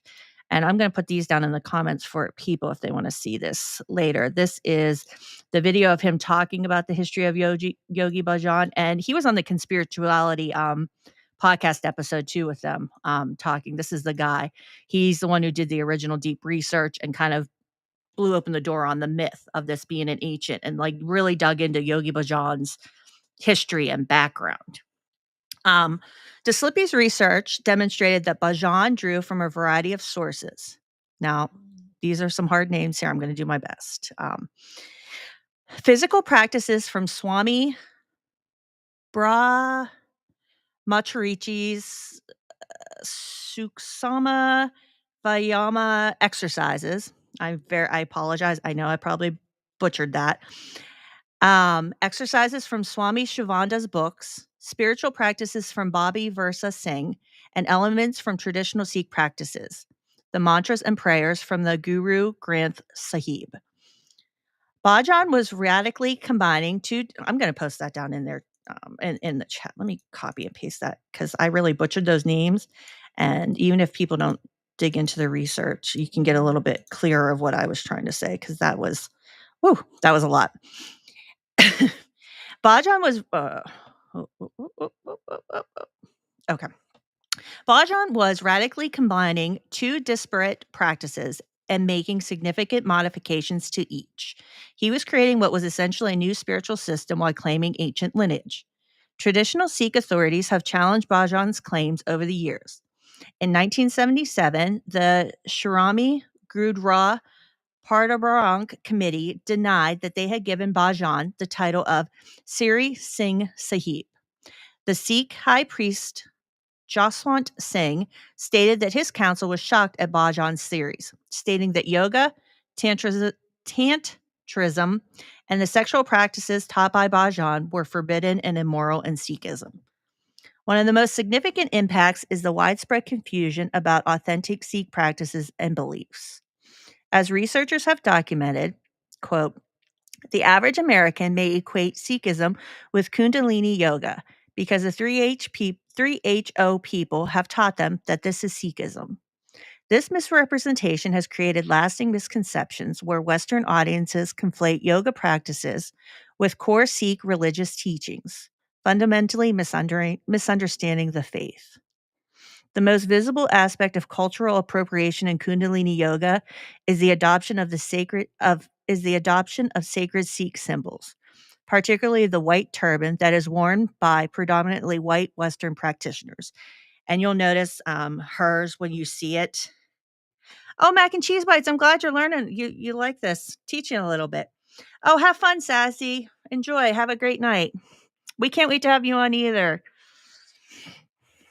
And you'll notice Guru Jagat, and in the videos that I've played, her turban's not tight. It's not worn the way it's supposed to. It's the westernized style of them appropriating. If the hair is hanging out, like they appropriated it. Critics argue this represents cultural appropriation at its worst, with practitioners taking our white turbans and wearing them when you want. It's a trend, not a way of life for these people, which I agree with. The white turban holds deep spiritual and cultural significance in Sikhism, representing commitment to the faith and a way of life. When casually adopted by Western yoga practitioners, it can be seen as reducing a sacred religious symbol to a fashion accessory or spiritual prop. Okay. Another contentious area is the incorporation of Gurbani, and those are the sacred Sikh scripture, into yoga classes. Many practitioners within the broader Sikh community express concern about sacred texts being reduced to mantras in yoga context, divorcing them from their religious and cultural significance. And I found this on Reddit. A practitioner on Reddit noted, quote, "It has been reduced to a mantra. More than honoring my own experience, I want to honor Sikhi, those who are true Khalasa." So that's all been appropriated. And I'm just going to briefly go over the commercialization practices here. The commercialization of practices derived from Sikh tradition has created significant controversy. Yogi Bhajan's organization built a multi-billion-dollar empire, including Yogi Tea. Don't buy Yogi Tea, people. If you're still buying Yogi Tea, this is where you're getting what you're supporting. Like, just letting you know. Where did the Yogi Tea? Oh, while claiming to represent authentic Sikh teachings. This commercialization is seen as exploiting religious traditions for profit, while the communities they use as a source receive no acknowledgement or benefit. The dominance of Yogi Bhajan's interpretation has led to the marginalization of traditional Sikh voices in discussions about their own religious practices. Researchers have noted that the average American may equate Sikhism with Kundalini Yoga because 3HO people have taught them that this is Sikhism, creating confusion about, I think I might have doubled that up. Sorry. Cultural misrepresentation. The 3HO's movement version of Sikhism differs significantly from traditional practices. While traditional Sikhs do eat meat, Bhajan insisted his followers be strict vegetarians. While yoga is not part of Sikhism, Bhajan made it central to his teachings. This has created a distorted public understanding of Sikh religion and culture. The broader Sikh community remains largely critical of 3HO practices. Many view the organization as fundamentally separate from authentic Sikhism. Some have acknowledged that, and I did come across a few articles about this in blogs, that individual 3HO members or even part of Rama may actually be sincere in their faith and not realize that they're doing all of this. A consensus among traditional Sikh authorities is that a deeper honoring of Sikh traditions would lead to an abandoning of Kundalini Yoga. And this is the last part, and then we'll get to our documentary. Scholars and activists have been working on decolonizing yoga, and they have been emphasizing the need for acknowledging the cultures that are sourced, supporting indigenous teachers, and understanding the colonial context of how these practices arrived in the West. Recent years have seen increased efforts to decolonize yoga practices, with South Asian teachers and activists working to reclaim some of that space and create more inclusive spaces that center Indigenous voices.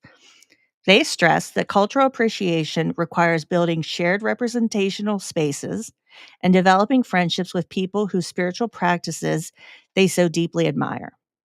Highlighting South Asian and BIPOC yoga teachers, providing education about the colonial history of yoga's transmission to the West, and finally, creating alternative teaching models that honor source traditions.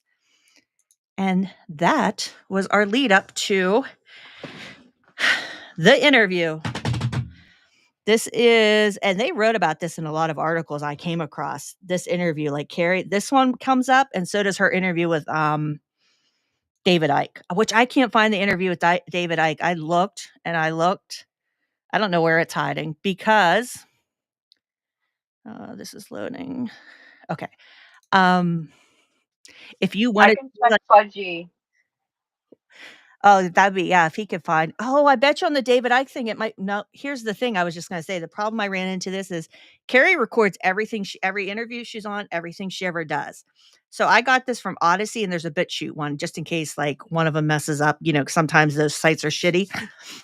But if you wanted to watch these that happened, it takes you to the Rama site, and even though the event happened in 2020, they want you to have a ticket that you attended or to purchase a ticket now today to watch them. The commercialization, like, it's not free. Like, you're going to pay to watch this. But fortunately, our girl Kerry records everything. So.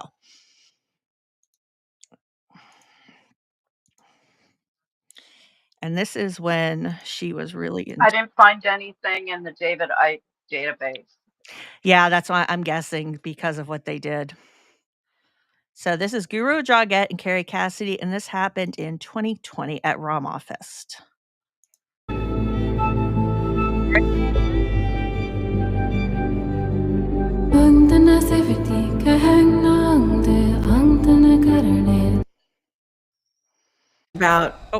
Celia, who is on a quest.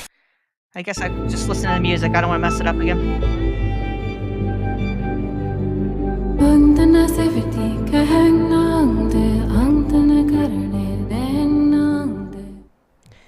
I am so honored to be able to sit down with look at what she looks like from when she started till now. Like, her health just, she's not taking care of herself. I feel like, Kerry, you have so many pieces of this puzzle on planet Earth that so many have not yet been able to put together.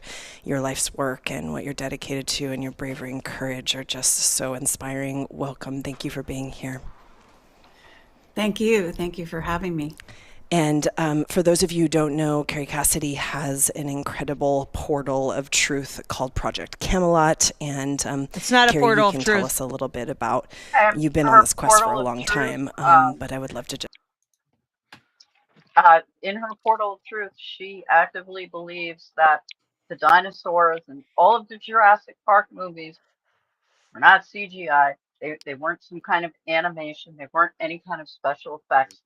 They were aliens from another planet hired to play those roles. So just keep that in mind, that's where Kerry Cassidy's fucking portal of truth is. Exactly. I actually just came across a recent interview she did with these other podcasters. She goes on a lot, QAnon dudes. She was actually talking, she still believes the Solomon Berg interviews with him finding Bigfoot. She was talking about that as a highlight in her career. I'm like, oh my God, what is happening? Didn't he say in the Knowledge Fight interview, didn't he come out and say that he like revealed it to her? That I can't remember, and I'll have to go back and listen, but this interview just happened. This dude pretended he was a skeptic. It was on her Rumble channel, Kerry Cassidy's Rumble channel, because I like to watch these people and keep up with them and see what they're doing. It was, and I was like, she really is still believing this. And he seeded the story that he fed her with progressive views, hoping that some of those might seep in a little bit. Exactly. Like how President David Bowie's clone is on Mars protecting the trans children. Yes. That was great. It was amazing. It's something else. It really is. All right. Mm-hmm. I haven't watched this in a while, and I didn't watch this again prepping for this because I was digging into so much other research. So I'm sure it's going to be a ride. Let's hear kind of what brought you onto the quest. Okay. Well, I started about, 15 years ago officially with Project Camelot. And the reason I did it is because I had been working for 20 years in Hollywood and reached a kind of a glass ceiling and couldn't actually get my projects made. And I was trying to make sci-fi movies because I felt I could tell the truth through that medium. Can you hear me okay? Yeah, I can hear you. I just, I can still hear my producer too. Yeah, go ahead, Kerry. All right. And so what happened was I picked up a consumer grade camcorder and decided to go to UFO conferences. And then I decided to ask the speakers if they'd ever seen a UFO because they talked a lot about other people and other, vehicles and other things, but they didn't talk about their own direct experience. So because I had a background in acting and directing, it was sort of a natural thing. And I also had a background in journalism from college. So I went around and asked some of the top speakers their experiences with UFOs. And that sort of launched my mini documentary. And through that, I also ended up partnering with Bill Ryan, who is someone who was speaking about an independent project called SERPO.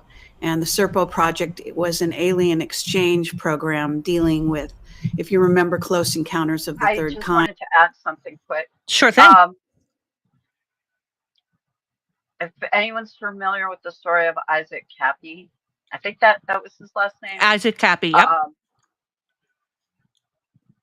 And I can't name any more off the top of my head, but the other guy, what's his name? Oh, he's huge in this world. Like, everybody's like, his death's suspicious. He died overseas. Drugs. I can't think of his name right now, but that guy too with Isaac Cappy. It'll come to me. There's so much of this, like, I tried in Hollywood, I tried in show business. I couldn't make it. So instead of like the trope of becoming a waiter or a waitress, I just went crazy. Mm-hmm. Yeah. There's this like, and I think it's, and Jake talks about, Jim Caviezel. Jim Caviezel went fucking batshit, but he's still getting acting jobs. And so I don't know about Randy Quaid and all that, but you do see this element where these people either try to become an actor and they made it for a little bit and they failed, or now they're like has-beens. Mm-hmm. And there's something, and we see it with our little attention-seeking friend Grandma, where you get a little glimpse of the sparkle, and you get to bathe in it for a little bit, and you need more and more and more and more. And when the world doesn't give you that, then it can't be something that you're doing, or it can't be that that's just how the world is.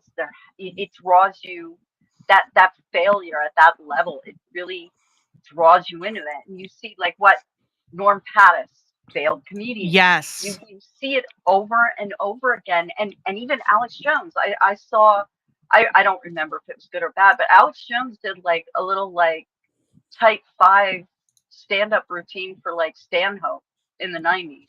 Yeah, I remember that. Mm-hmm. There's like they want to be actors, they want to be actresses or producers or directors, and then when that doesn't happen, and that might not necessarily be any fault of their own, but there's such a pressure in that world. Yes. And in that world, you're living in this fantasy zone, so it becomes easier to just get sucked away into reality, into unreality. Oh, I agree 100%. And Kerry, I have to give the only credit I'll give Kerry is she was at the forefront of YouTube and being smart. I mean, if you look at her earlier videos, it was, Bob Dean, and she got all the early people that you can imagine. Now, it's kind of sad to watch where her career is, and I know what she does and what she spreads. But she started on YouTube. Like, she was one of the very first people, her and Bill Ryan with Project Camelot, and getting these videos out here in these interviews with all these other conspiratorial people. And now she's going on like these two guys' QAnon podcasts talking about all that stuff. One? Like, I can't remember. You wouldn't know them. X22? Is it X22? No, not those guys. Not major figures. Like these guys. That's what I'm saying. Like, she's bottom of the barrel. Like, these two guys are just like regular old Joes who believe everything she feeds them. And like the show she goes on now. And she has kind of set herself up to become a perpetual victim in a way. Sure. Like, anyone can go on her show and tell her, make up whatever the fuck they want, and she will believe it no matter what. And I think she really does believe this shit. I really think she is that far gone. Oh, I think she's gone. Yeah. Kerry Cassidy's never coming back. No, she's But something about me, I kind of like her in a little bit. There's a I little love Kerry I Cassidy. I don't love watching her. I do. I watch her like to find other people to study and stuff. Not all the time, right?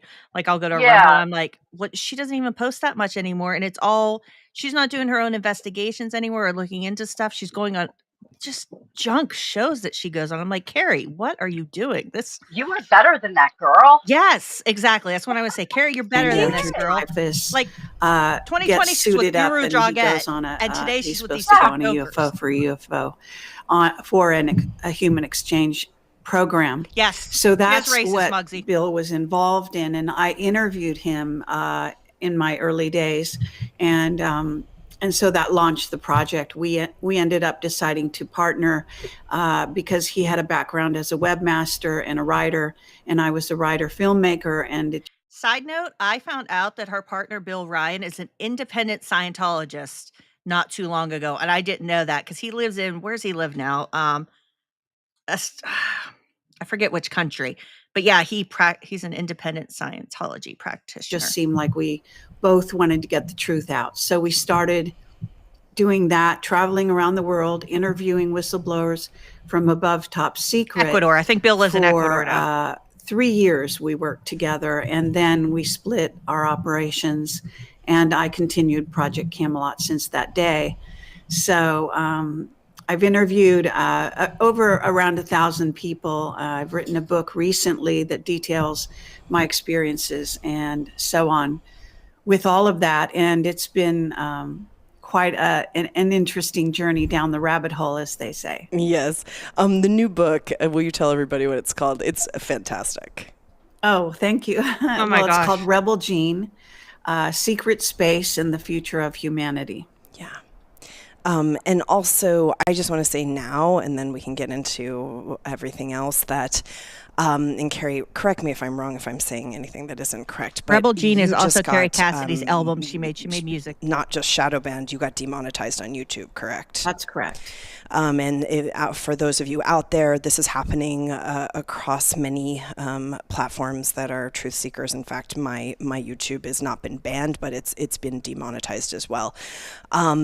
And I just want to You were doing fine encourage till you everyone started the to go to QAnon Project and COVID Camelot and to conspiracies. donate and to become a member and to support this kind of investigative reporting because it's so important. And really, Carrie, you're one of the only people who's really doing this kind of depth of work. So, Oh my gosh. yeah, I want to say that because I know how important it is, and just I want to tell everybody, and I will remind everyone again. I'd love to just jump kind of right down the rabbit hole, as it were. I think what would be important just as a foundation is to maybe put a couple of the pieces that you feel are most relevant together for the current state of affairs in 2020 between AI. I know, Murr, that voice is just, and there are some recordings, and I posted that Instagram if you go, like of her screaming and stuff, but even her yelling isn't really, I don't know, that voice, ugh. Any kind of, the Chinese space programs or the space programs that She probably can turn it right on and off. On that stuff, and then maybe we can go into She practices it, some of like the Elizabeth Holmes. coronavirus and Nazi Bell stuff. If Nazi Bell stuff? Okay, you're very caught up on my work, it sounds like. I am. I'm a Holy fan. shit. I'm a huge fan. I got you. She's talking about Die Glock. The Nazis supposedly had a time-traveling bell-shaped object called Die Glock, which meant like the bell. I can't believe that's how far down the rabbit hole that Guru Jagat got at the end of her life. Like, oh yeah. Can you imagine? Like, her death was very tragic and sudden, but if she were still alive because she was down this pipeline and how cooked she was, how that would have infected the Rama community even more. Like what she would have been putting out on her podcast, the materials. I mean, she was already doing it. It would have gotten worse because that's what we see, right? Yeah. I mean, she's like 5 steps away from like somehow using the 14 words in her breathing exercise. Exactly. Oh. Hey, well, that's good to hear. I can see that. Well, I mean, certainly we're under a lot of attack right now, humanity, from the the dark magicians, as I call them. Others, you can call them Illuminati, the Committee of 300, if you want to call them that. Scott just came in. Wait, what? Oh, yeah, Scott, it's a lot.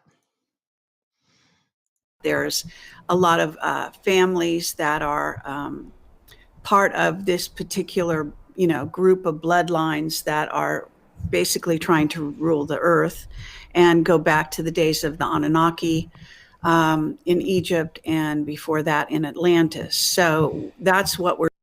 No, I'm sure that I would guess not. Like the way their brains are so cooked with all of this, Scott. We're dealing with. That's what we've inherited, so to speak. Yeah. And we have visitation by many races from off-world, as you know, and also now Inner Earth, I understand, are some of the races in Inner Earth are also becoming very interested. Hollow Earth too. Holy shit, Kerry's getting it all in there. Maybe trying to assist. It's quite guarded and careful because they don't really want to be inundated with surface Earth peoples.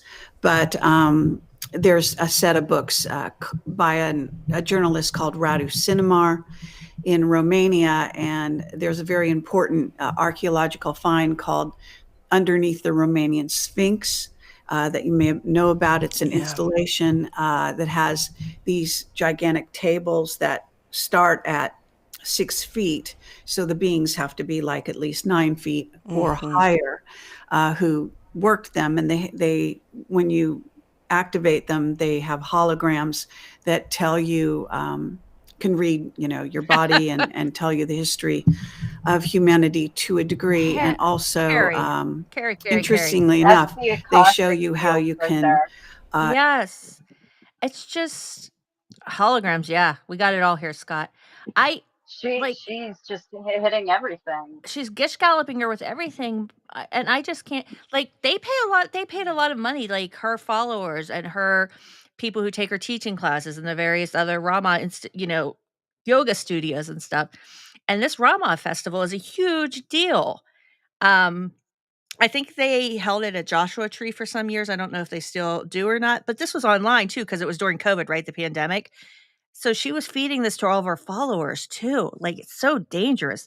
George Norrie, she is not. No, she's no George Norrie. Shout out to the smoothest voice in right-wing radio. Right. He does have a goddamn beautiful voice. Oh, he sure does. Genetically hybridize races, mix races together, and show you what you would get. So it's a very advanced bit of technology there. And the books there's at least 5 now in English, but there are more in Romanian, and they detail the find, some other secret finds in Romania. The U.S. military is heavily involved and took control of this particular installation, as well as there's a mountain of gold, for example, that's been found in Romania. They're quite hush-hush about it. But the interior of the entire mountain is apparently carved out in gold, and so on. So there's a lot going on over there. We're right at the cusp of some very important revelations on planet Earth, and this may be why we're getting pushback. Sort of, and of course, that the awareness and the frequency of humans is raising disclosure very quickly now, and they are very unhappy about that. They don't want that to happen for a variety of reasons. First and foremost, they lose control, right? And it's also raising the frequency of the planet at the same time. And there's a possibility for ascension, human ascension, in large groups even during this time. And this is another thing they're trying to limit. And so we have the coronavirus, and we have the recent protests and or demonstrations, whatever you want to call them. But some of that has been manipulated. Heavily manipulated, as a matter of fact. So whereas I would say the people on the streets like humans often do, are coming from the heart. They believe in their own causes in most cases, and are a lot of young people are having, maybe even for the first time, a chance to come out and make a statement about what they think matters, etc. But in the midst of that, they are being used, and we also see that the George Floyd instigating sort of incident is very questionable, and I've done a lot of research around that as well. So, I can go into, depends on how much detail you want, really. Yeah. But this is this scene that we're in, and I do want to say that there's a lot of questions about how real the coronavirus actually is.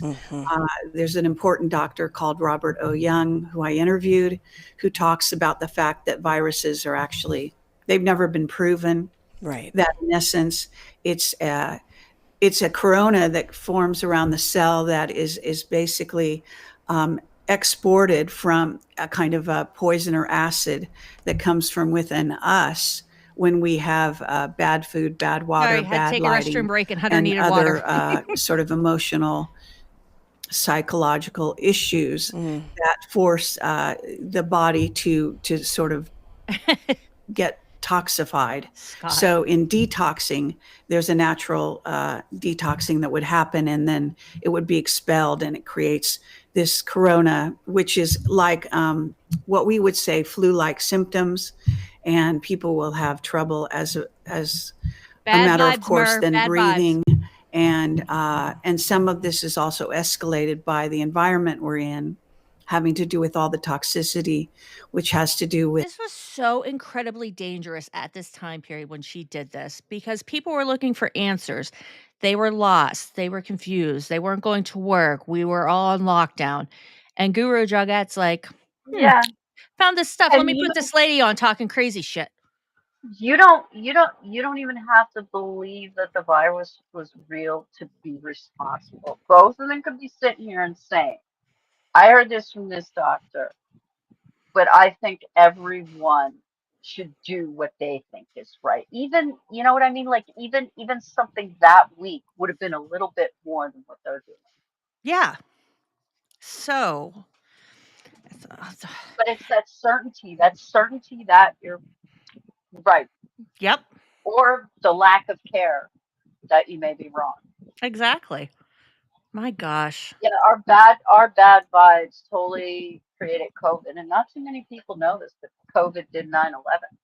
Oh, I didn't know that. Letting it out here for the first time ever, people. The advent of 5G in the areas where it started, which specifically in Wuhan and also in the Lombardy area of Italy, and that can't be ignored, contributing to the flu-like symptoms and to people having toxicity in their bodies. And yeah, we have microplastics. And so it's a complex story. There's a bioweapon that I believe. That's what I was going to ask. Yeah, go ahead. Yeah. I bet you're seeing a lot of connections there, Scott. I bet. Yeah, I'm sorry she passed too, but really with everything that I've learned about her, yeah. I honestly, yeah, exactly. Highly recommend. I'll put the link down in there for Breath of Fire too. So the documentary from HBO, I have it. So people, if you don't have HBO, I'm sure, maybe other places. So I believe that the coronavirus, it's very clear that it was created in part, even in Fort Detrick in the United States. It was taken by a Chinese woman who was working in, I believe it's the North Carolina lab, who took it then to the lab in Wuhan and added the bat DNA, from what I understand. Oh my gosh. Through another animal, because bat DNA cannot go directly into humans, so they had to go through yet another animal, and then it gets to being able to be inserted into a human. And how they do that, we actually don't know for sure. There's some disagreement on that, dynamic. I do not think this is accidental by any means. And it's important for me to say here, haven't really said a lot about what I do, but as an investigative journalist, I I use my intuition. So I'm also a psychic, and I've activated my Kundalini, An as you may investigative know, journalist that and uses. all of Wait a second. Yeah. And did you just hear what she said? I activated my Kundalini? And she also said that she's psychic. So come on, Kerry, give us some predictions. Oh. Scott just wants his paycheck from Soros. We all deserve good Yeah, checks I from Soros, know. Me right? too. I want to get a check from a palindrome.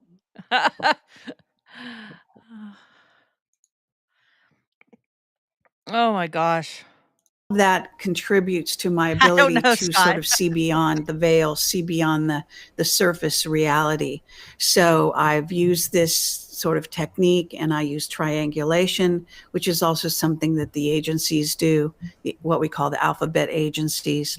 And so when you put all that together along with my whistleblower testimony over many, many years. So at this point in over 15 years of doing this, Scott, what you're I'm fine. doing is Steph and I I'm are like this not too. taking individual incidents by themselves. What I'm doing is putting them all together, seeing a big picture, seeing how one thing relates to another over time as I've been sort of watching this game, following the trail, following the clues, and putting it all together. And that's when I wrote my article recently about the Nazi bell, simply because that's a piece of technology that has been long forgotten, except by aficionados of German technology, let's say.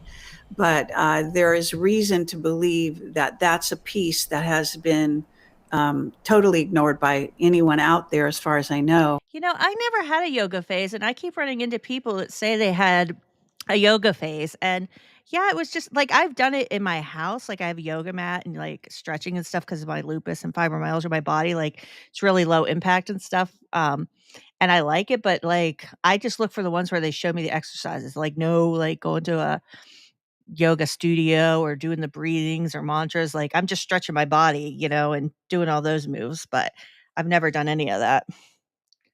Yeah, me too, Scott. When my joints work, that's when I can. Yeah, I haven't done it in a while. I need to.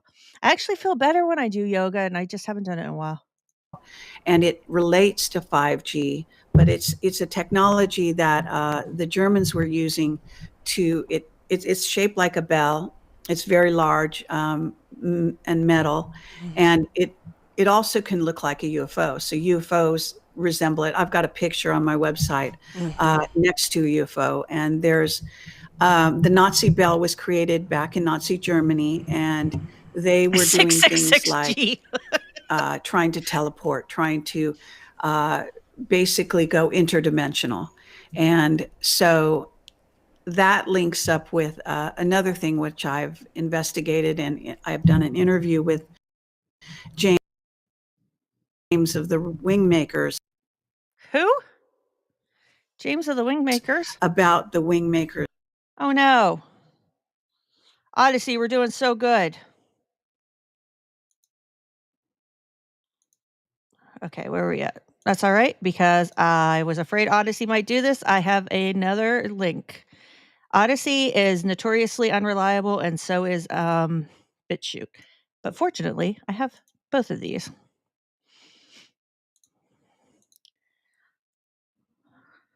$15.47. Okay.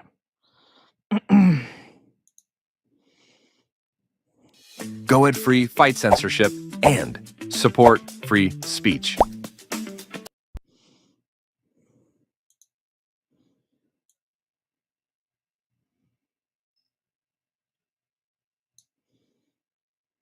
Go Ahead Free fight censorship and support free speech.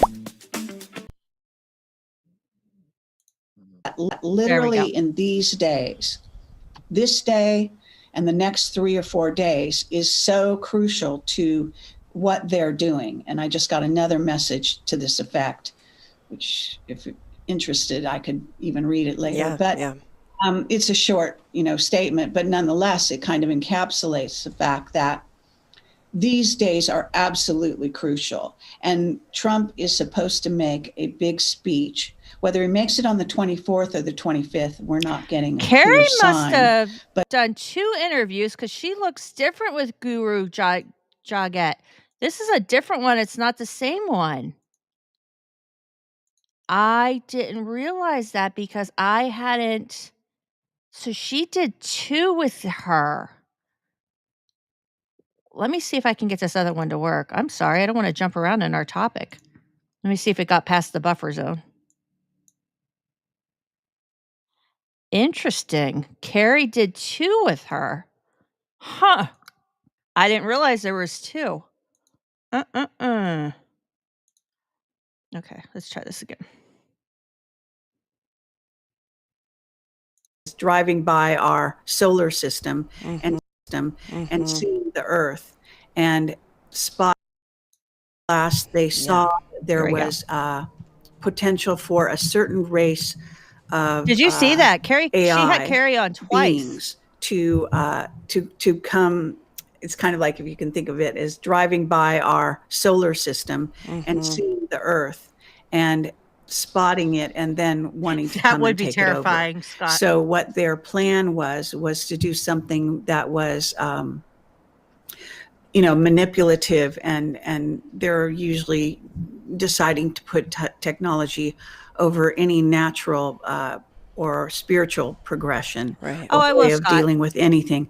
So what they want to do is in theory, take the Earth interdimensional, even temporarily, when this event is set to happen. So there is reason to believe, at least according to the Wingmaker material, that this would be put in place and instigated at a certain time. Now that relates to the Nazi bell because it also has that capability. So it occurred to me, linking these things up, and with a certain book that's been written called The Atlantis Gene, Oh my in gosh, which an she's so author, cooked. best-selling author, has written a fictional book. I know that this might be too much stuff for you. Oh, no, I'm into it. I'm with you. Okay. I'm into it. I totally dig a it. fictional book that actually talks about the Nazi bell hidden in the tunnels in Gibraltar, where in fact there really are tunnels that during World War II the British infiltrated and used to hide from the Germans and do. Carrie is very much a believer in fictional books written by certain people in her world as telling the truth, but they had to write it as fiction because it's too close to the truth. So she very much believes in fictional books telling you the truth. It does all seem like fiction. Get their troops together and so on and so forth. And so in that location, he said there is a Nazi bell, which links up to creating a portal going to Antarctica where there's another bell. And it occurs to, and then there was a bell in China. This is in his book. Yeah. But what it does is bring into the idea that if the dark secret space program wants to try Carrie to probably take believes that is very much the entire Earth interdimensional, then they could activate the bell. And what happens when you activate the bell is that the people that can't handle the frequency that are too close die, but they die of a kind of flu-like symptom that matches the coronavirus. Oh my gosh, And Carrie. one of the things in Wuhan that's not clear and hasn't been clear is how it was spread in that particular area. However, it never got to, at that time, although it has now for some reason been let loose in Beijing, but it didn't go to Beijing and it didn't go, I believe, to Shanghai either. They had almost no cases whatsoever. So it was very strange. It went to Wuhan, and then from there, it was, in theory, it started to crop up in Italy, and most people will know the trajectory from there. Yeah. And of course, in the United States, there was a sort of a band of hotspots. A band of hotspots. It was actually around the center, sort of quasi-center of the Earth, if you will, because if you draw a line from Wuhan. Don't you start, you son of a bitch. Wuhan through. Why is BitChute so crappy? And I can't have Italy this fine to New interview York anymore. City. I believe you might. I was just going to say, I really enjoyed how she was saying that she was like an appreciator of German technologies. And you could hear the air. I was downstairs trying to get food when she said that, but like, that's a dog whistle. Right? Whoa, Kerry, girl. Of it. And if you wanted to give it to another human, you could try injecting it, with a needle. It could become airborne if they forced it in that way, if they managed to make it into an aerosol, the bioweapon I'm talking about. Yeah. But I think the bioweapon is actually a cover. And there's also reason to believe that it's been modified. So there's areas of the world that got it worse than others purposely. Yeah. And again, so okay, well, let me just. Can I ask you one question before we go in there? Yeah, you have to stop, Kerry. What do you think about kind of the Nazi, we'll call it Project Paperclip, the Fourth Reich kind of timeline? Do you feel like that there's some sort of colliding of parallel timelines happening? What? Definitely. I actually put out a call about that because I felt there was such an incredible disjointedness about what happened the minute the COVID became. Steph, do you want to explain Project Paperclip a little bit? Yeah. Basically, and this is a real thing. And they even explain it in an episode of Archer that we snatched up Nazi scientists like hotcakes. And that's a quote from Archer. Wasn't it called Operation Paperclip? Yeah, I think, Project I think it was yeah, and well, there might be some, well, they're so used to calling everything project, but basically for after World War II, we brought Nazi scientists over here, right? and we whitewashed them and used them for NASA, which got us to the moon, which brings up a whole bunch of ethical and moral questions. Well, no, she's probably implying that those scientists had worked on the bell. I'm thinking so too. Kerry thinks we have super soldiers on Mars, so I would assume that's what they think. I mean, it's just sort of worldwide. And this is so beyond, like, when I was a conspiracy theorist at my very worst, and I'm not saying that one conspiracy theorist is better than another. Yeah. If I had heard this, I would have thought they were both incredibly fucking insane. Like, this would have been too much for me at my worst. This would have been too much.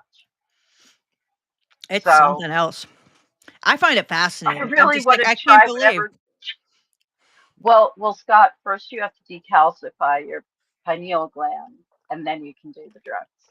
There you go. Known and this is around February. And apparently they even have evidence that it might have started in the summer in Wuhan. Right. So there's discrepancy on when and how it actually, again, materialized. It did not come from the fish market that originally, there was a lot of talk about that. It definitely was found in, it was done in the lab, and that there is no reason to believe that it was accidental in any way. And as a matter of fact, it's had areas of the world where it hasn't been successful in spreading at all. And that there are kind of levels to that, understanding that there's reason to believe that exacerbating the symptoms, even using things like ventilators, which are not really successful in helping people to breathe, et cetera. And again, this gets back to the research of Robert Young. Scott. There are many very well-known people, I believe, including, I was told, Tony Robbins. I'm not sure if you know. Oh, Jesus. Know who Tony he is, Robbins? but he's, quite well-known, who have used his expertise. You need to mirror your... Yeah, it's Hitler's Monsters by Eric Kurlander. It's Yale Press. It's a supernatural history of the Third Reich. And the Nazis had the 7 years in Tibet, the one with Brad Pitt meeting the Dalai Lama and all that, that was because he was sent out to Tibet to secure sacred items, like that in the Hellboy movie and comic book where they I talk love about the Hellboy. Nazis, and it was even in Constantine where they were talking about the Yes. Spear of Destiny too. This was based. The Nazis really did have a whole occult arm. And Hitler's Monsters by Eric Herlinger. It is so entrancing. It is so like I've never read and it. once you get into like the occult history and stuff like that, you're just like so amazing. Like for me, like it's so. I'm not saying it was cool, but there's something so fascinating to me that they were that into it. Like that's so like there was a whole werewolf division. There was like a witches division, and yeah, That would they explain the but I bad werewolf movie I watch. It's like Nazi werewolves and, or something where they discover like a and werewolf yeah, bunker. Yeah. and Like a sci-fi they movie. had a Yeah. werewolf. They had a werewolf division after like a roaming band of like mercenaries after they had lost World War II. There were still a few hangers on, and they were called like the werewolves. That's insane. But I've never this dug is a that much very good into. book. Huh. And the reason that I mentioned the publication press as being Yale is because a lot of books about Nazi history tend to not always be very accurate. But this guy is Feral top notch. House. Maybe a lot from Feral House. Yeah, Feral House, edited by Boyd Rice. Yep. in health. And so the idea that this Me too, Mer. I'm contagion curious about has the werewolf been division. sort of ballooned to become a lot more than what it is. And even, I think you're probably aware of the news, but in Italy now they're demonstrating because they feel they were misled about what they were actually exposed to and why people are actually dying. Now, there's also been articles out there saying that it's almost impossible, this is a headline, it's almost impossible to die of coronavirus or COVID-19. So they die of other causes. But what the COVID does is trigger also through 5G. Oh my Now God. 5G is radiation. So, and the 5G is bell, the radiation. Nazi bell is radiation. Nazi bell's This radiation. is what we're really talking about. We're talking about how the human body reacts to radiation. And radiation is light, as you know. So, in other words, it's a type of frequency that is very difficult for the human body to deal with, but it's not impossible.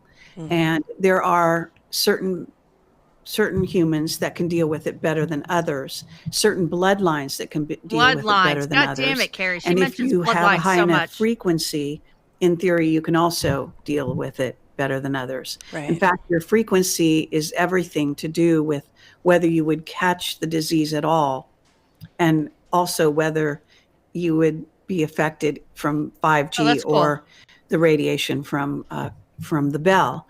So all of these things kind of hold together if you think Mer, it's also an audiobook also, Steph said.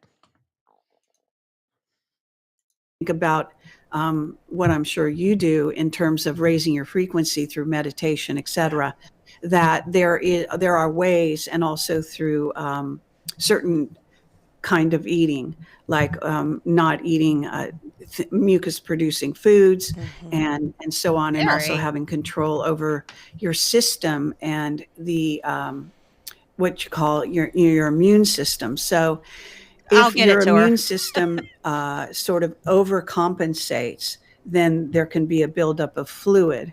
But there are a lot of very simple healing techniques that can be used with this. And one of them is something called oxygen drops, which, Oxygen drops. I'm not a doctor, so I'm not recommending this, but I am saying that anytime you feel that you've gotten too much, this expelling of these this acid from your cells, and so you get sort of too much mucus in your system. This kind of thing of oxygenating the cells using these oxygen drops, which is a very mild form. That just reminded me. I was talking to my best friend when Nicholas was home for college, and he had come. He stayed like a month. He was home. Anyways, when we were talking, we had like a gathering of people and stuff. There is a new thing. I don't know if it's a drink or some kind of pill that people are doing now, but it's getting so bad and cleaning out their intestines so bad that it like they think they're cleaning out toxins, but it's the mucus lining of their intestines and like that whole tract, and they're actually like Yes, getting the rid of it. mucus poops. The mucus poops. Everyone has the fucking mucus poops when they're sick. And you're like, what was it that just came out of me? It's mucus poops. It's normal to have that when you're sick. But they're But doing it and taking these supplements and stuff, and they think it's good. And my best friend, her just husband's a nurse, and eat he's like, Ebola. "Stop doing it. Stop taking this stuff. It's terrible for you. Like, you guys shouldn't be doing Just that. You're ruining your digestive yeah, tract." just eat some Ebola. It'll do the same thing to your intestines. Right? I couldn't believe it. And one other thing of conspiracies touching my life. So we got a new, this is funny. Taj went, and you'll appreciate this stuff because you know Taj. He walks and checks our mail and comes back, and he's very excited because this new hot dog like stands opening up, like the food trucks, but like with benches and stuff, and they've been preparing it for a whole week. One day he goes check the mail and he doesn't come back for like an hour and a half. And I was like, "Where have you been?" He's like, "Hun, never gonna believe it." And I was like, "What?" He goes, "The hot dog owner lady, she's a flat earther." He's like, "I met a flat earther in the wild." And that's what he got stuck talking to her because he had like a college sweatshirt on or something. And her friend and her were there. And she was like, asking about, what school he went to. And he's like, "Nah, my kids, whatever." And she was like, "Oh, you must be pretty smart though, intellectual, like conversations, talking. What are you into? History?" And he's like, "Yeah." And her friend's like, "She's a conspiracy theorist." Like her friend dimed her out. And she's like, "I'm not. I just believe some stuff." So like she was cognizant, but still believes in like flat earth and all Well, this other stuff. if Taj, I mean, if he's up for it, if she's kind of embarrassed by it a little bit, she's like, "No, I'm Oh not." no, she's proud. There's Well, no, no, just a little. Yeah, but Tosh said she there loved the flat there is earth. there's a tell him next time he goes there. See how she reacts to this. Tell her he wants a hot dog, and be serious. Get a hot dog and tell her he wants it flat. That would be great. And see how she, and say like, "No, I'm serious. I want a flat hot dog." Yeah. Well, I Because I haven't got think to that meet her would, yet. I'm excited because Tosh yeah. is like, "Oh my gosh, my wife does this podcast and like streaming, and like her friend with a former conspiracy theorist, and he's telling her and she was like, "I'd love to meet her." I was like, "Why'd you dime me out? Now I'm gonna have to talk to the flat earth lady. She's gonna see us together." I'll send her my way. I don't know anything about geography or geology, but I'll Well, I gotta see what else she believes in I'll because help he was her. gone for an hour and a half. Yeah. So God knows it's probably way more than flat earth. But He God came bless back. him It for was during the talking heat to her wave. and being nice. He was. He's like, "Ma'am, I think I don't believe that. That's not true. We're gonna have to agree to disagree and move on from that." He goes, that's nope. Mm-mm. He's like, "I was polite to her because I want a hot dog. Like, I still want to keep going there." Of another thing called MMS, invented by or brought to the people's attention by Jim Humble, who also cured malaria in Africa with That it. is the bleach and solution. of course, It did not does relate cure malaria. to even what Trump was recommending, this hydrochloroquine, I think is how it's said, Hydroxychloroquine, and which you is guys an fancy supplies old-fashioned form of for people with autoimmune disorders. I was having my supplies, like my pharmacy wouldn't have it, or I could only get so much for Yeah. so long. Like, so fuck these people. Like, you really hurt a And lot of people. I wanted to point out there is a disease that now I haven't read the like in-depth stuff in a long time, and even when I did used to keep up on the virology stuff, I didn't even totally understand everything. But people who have been infected with malaria, and I don't think malaria has like a high fatality rate, but people who carry the antibodies for malaria are more likely to recover from a hemorrhagic fever. I didn't know that. So then they found that people who had had malaria previous were more likely to actually survive Ebola or Marburg, which have, depending on what strain of Ebola, if you're looking at the Zaire strain, you're looking at like a 99% fatality rate. Yeah. And they have seen people actually survive the harshest strain, and they think there might be some connection with malaria. So I just never wanted knew to add that. that interesting tidbit. No, that's interesting. I didn't know that. Interesting. Adding malaria, but it also does contain the key thing seems to be this, and I'm not a doctor, so but a key thing having to do with chlorine dioxide and how that when you take it into the body can basically clear out this congestion. And almost, I hate to pause again, but one of the things in that documentary Breath of Fire that was so sad, her stepfather or her mother's boyfriend, I'm not sure their relationship, I can't remember, but when he said he heard, or maybe I read this, but I think it's in the documentary, she was passing out ivermectin at parties she would go to and people she was hanging out with, like it was candy. It was a treatment for COVID. Like Guru Jagat was handing out ivermectin like it was Tic Tacs everywhere she went. So like she was deep into this, really, really bad. every type of illness goes back to the notion of congestion or stoppage, blockage.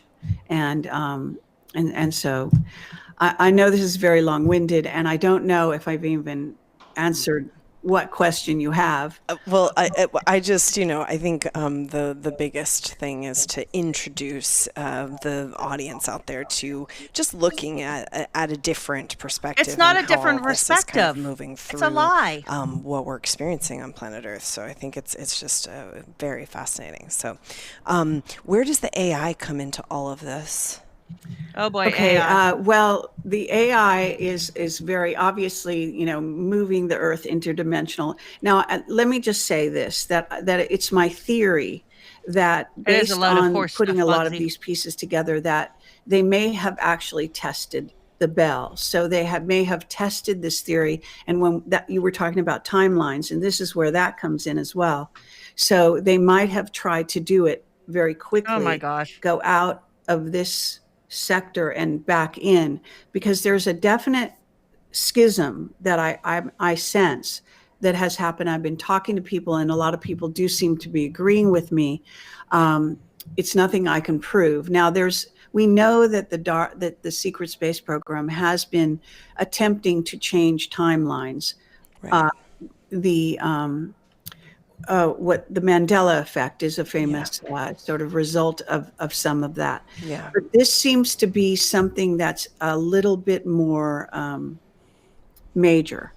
And it also has to do with why they wanted people to stay sheltered in place. And this gets into the Philadelphia experiment and the fact Jesus, that Kerry. during the Philadelphia experiment, what happened was when the ship went interdimensional, then came back, some of the men who in theory might have been moving around got stuck interdimensionally. So they were stuck in the hull, and half their body was in one dimension and half in the other, kind of like.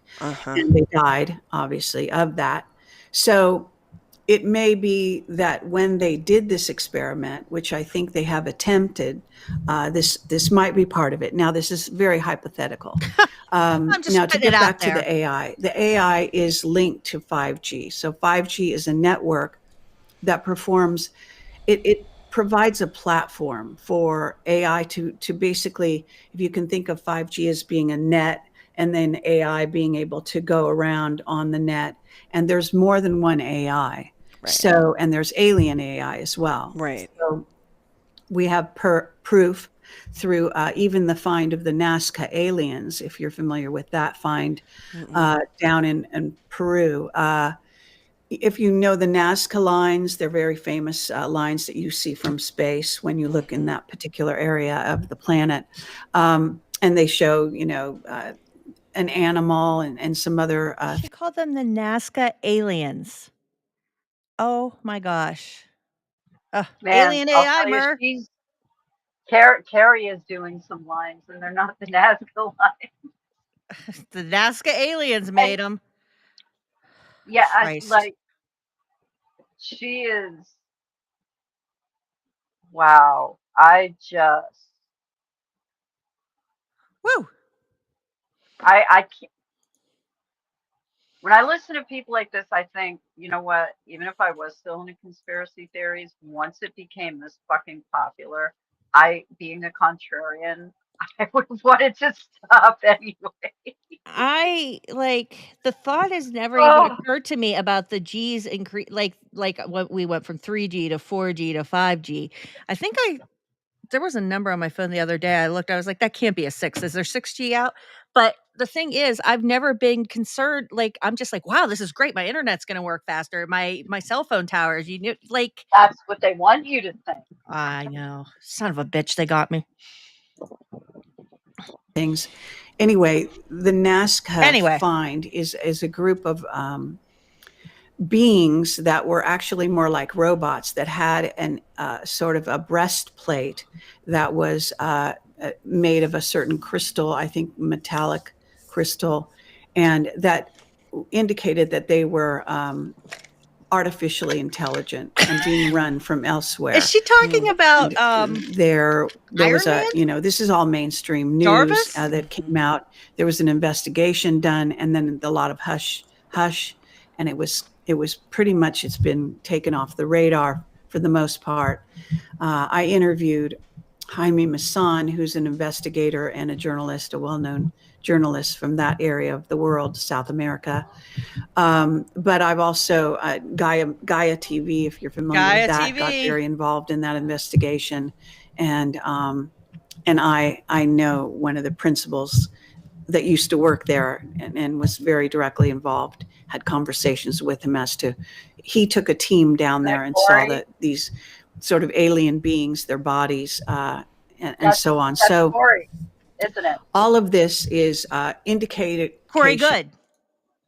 That's who she's referring to, isn't it? That's her be. contact at Gaia. It has to be, because she's talking about, he's showing evidence of these alien beings. That was the blue beings that he basically invented. Ugh. Oh my God. Oh God, these people. I need some yarn so I can connect all these wackos. It's something else. And even back, and this is thousands of years ago, this find goes back thousands of years.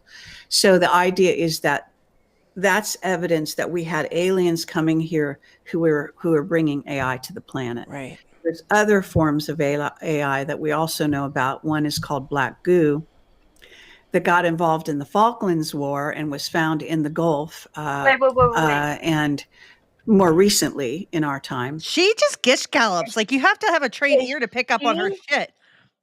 Is she going into the black goo too? I think so. I think Carrie's giving us it all. Oh my She is like, God. I have a new platform. Let me just gish gallop all of my ideas into this. And Guru Jagat's just like, cool. I have to another point of view on the black goo.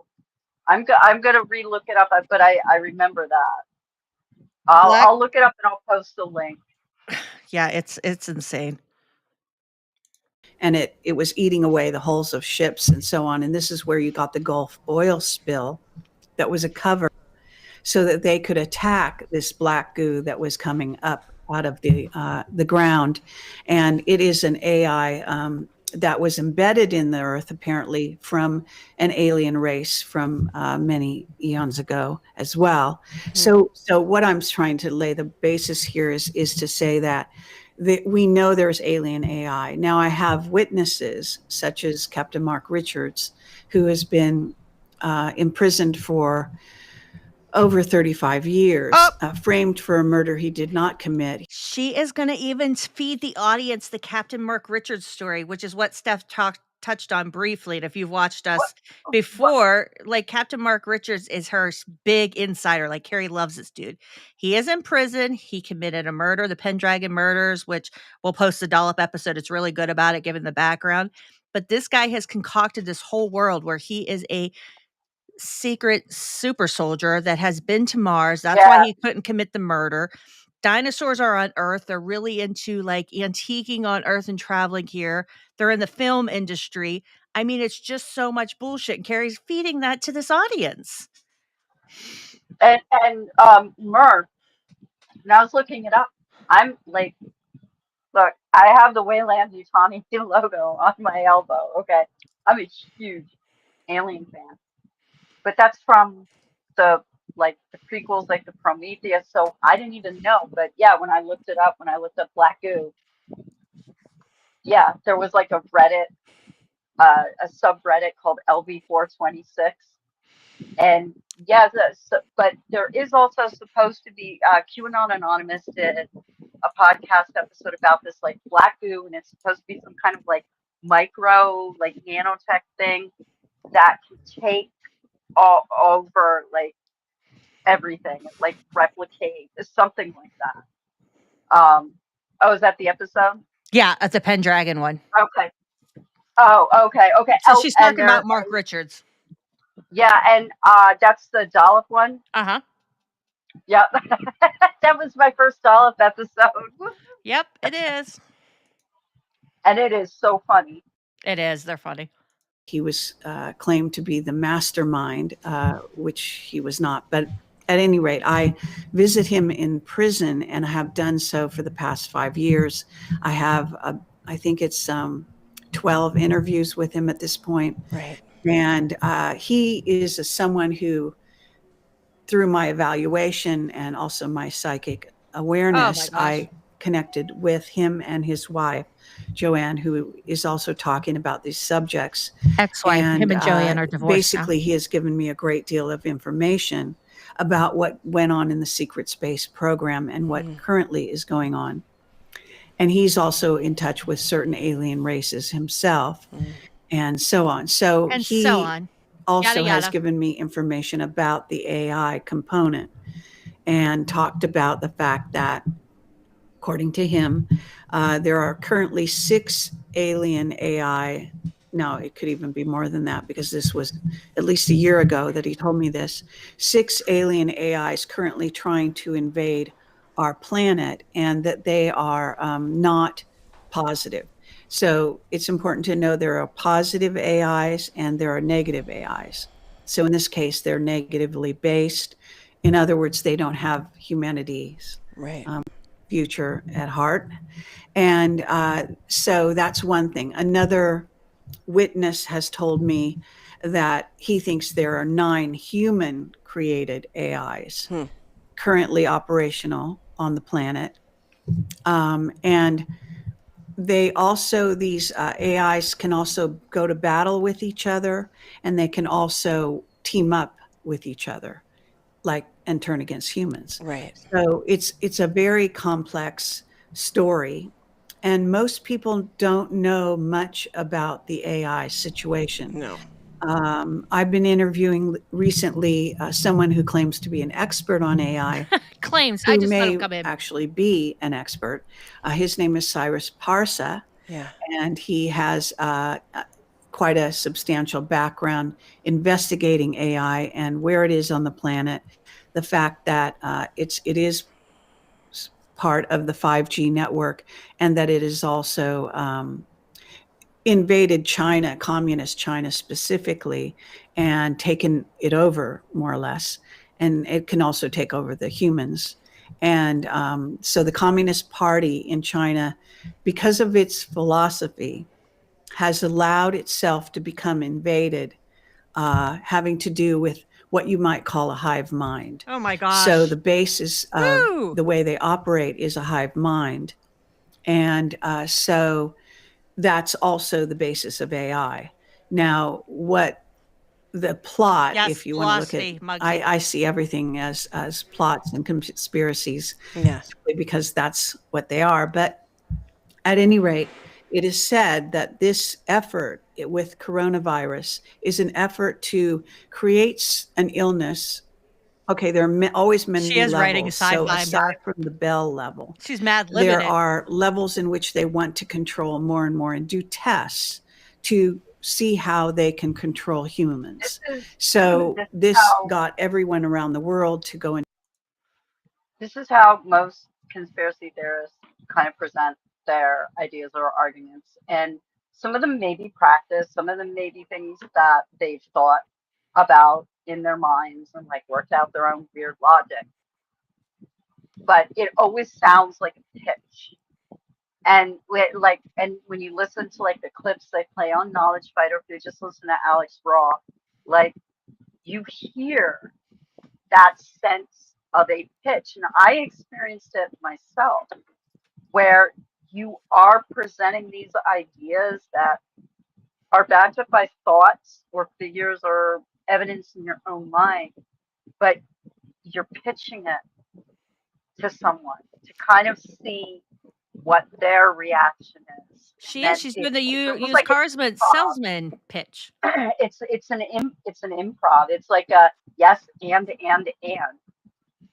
And Guru Jagat hasn't interrupted her at all. She's rapt. She's just sitting there like entranced with the material. I mean, I'm glad because her voice is annoying. Carrie doesn't bug me. You don't want to hear any more Guru Jagat.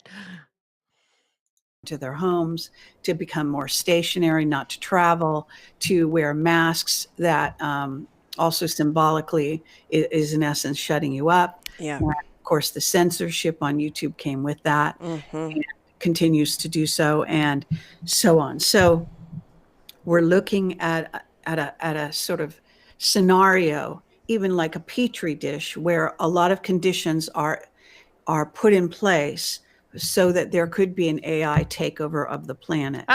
And while people were locked in their homes, there was a lot of escalation of putting AI, for example, we have evidence in schools, so that when the children go back to school, they're going to be faced with this. And on top of their AI overlords at school, the impending reality that they are racing to. Maybe Kerry and Jagat, like it wasn't as easily accessible, but I'd be interested to know now if Kerry plays with ChatGPT or something like that, because we've seen it. I remember when we were doing No Planes. Oh yeah, I showed you on Morgan Reynolds' that website, was crazy. And we have Alex Jones arguing with it, Marjorie Taylor Greene, like all of these people who should be paranoid of AI use it every fucking chance they get. And I haven't read into it because it sounds too psychotically depressing for me. But there's like a new disorder emerging. What is it? Where people get obsessed with their Chat GPT girlfriends and yeah, shit? I've been actually talking to Freddie. She's somebody that used to do spaces back on Thursdays, and like on Sundays and stuff, like cover J6ers. And she's been researching and looking into that topic. And her and I are probably going to do an episode about it because it's becoming so widespread. And Winx's pal Lee, what is it, Stranahan or whatever his name is. Yeah, he has an AI girlfriend now. But it's just interesting that these conspiracy theorists were screaming, just like the FEMA camps.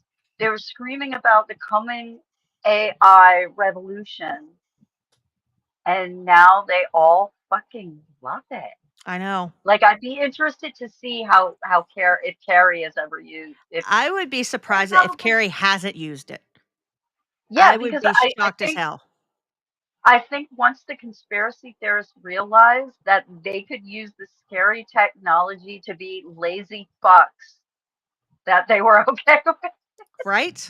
I think so too. And they think, much like Jim Stewartson's one, and he has tweets about it, that you are changing its mind, or like it's kind of a sentient type thing. And it's not. Like, it is a learning language model. It's learning off of information that you put in. It's like, it's not a sentient being. Like, it can be stopped with like treating it like it is, right? Like, they just don't get it. But it's just interesting to hear. And, Kerry's not obviously representative of the entire conspiracy theory community, although she does kind of respect it because she takes a little bit. I don't think there's many in that world who aren't either really big that were interviewed by her and Bill in the beginning, mid-level, and even the lower tier now. Like, Kerry has her tentacles in a lot of this world, whether it's wellness. Well, you got aliens, she's got this. AI, I've got that. Dinosaurs maybe roaming the earth, I got you. Like, she is all over with And everything. you know, she kind of gave herself away when she talked about like the sci-fi books and the sci-fi Hollywood stuff. Yeah. You're giving way too much for someone like me to pick apart. You know what I mean? Well, and I've always been curious because she mentions that a lot. If in the beginning she wasn't interested in just doing sci-fi and interviewing people to like maybe get those stories to turn it into a cool movie, and she didn't actually believe. And maybe she was just one of those people who dabbled in conspiracies. And then she met Bill Ryan and she started hearing these interviews and her brain just got cooked over time. And now we have the Kerry we do today. Yeah, I wish I could give her a hug and like hug all of this out of her. Hug the racism out too, and the anti-Semitism. Well, that kind of hug requires your hand. Get these so-called vaccines out there that would then include what they call smart dust. And I have this from also whistleblowers' testimony.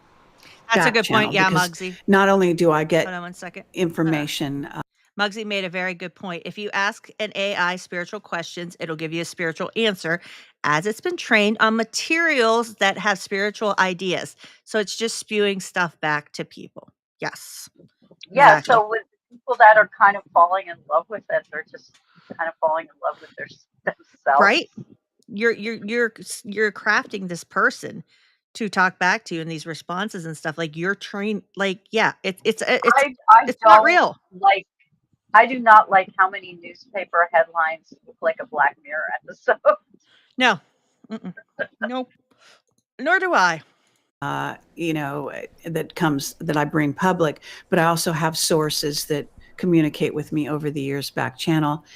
And so what I've been told is this nano smart dust will contain what is in nano essence smart dust? Bioluminescent chipping that will really, it will take over your entire Kerry. body so that you will become part and parcel of the AI right when you receive it.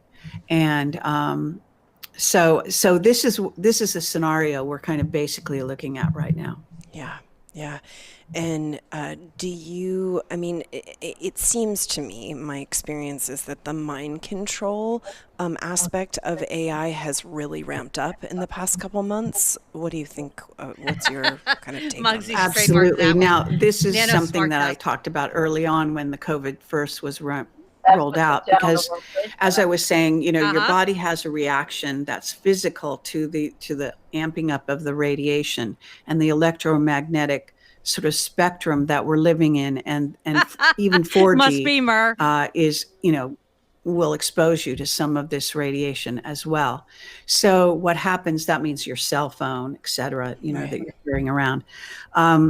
So that on top of that, there is the mental piece, the propaganda piece, which is even more, in some ways, even more powerful in influencing humans to take this stuff on. Right.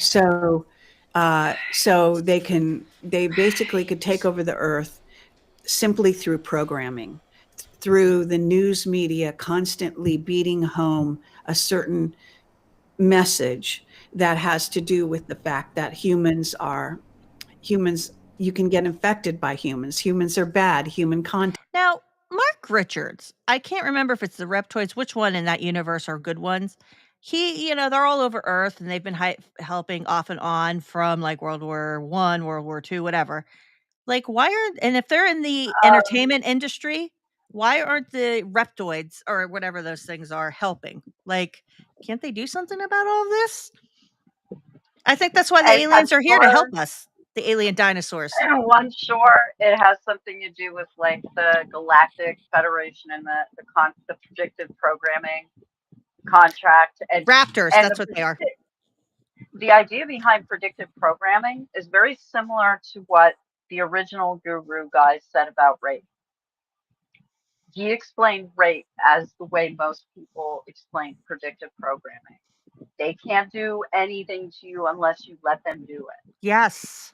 It's like this vampire mythology that is encapsulated within the entire world of conspiracy theories. And even if you don't really buy into the idea of predictive programming, you're still buying into it without realizing it. Just like with me, I was like, oh, I don't believe in that Illuminati shit, blah, blah, blah, blah, blah, blah, blah.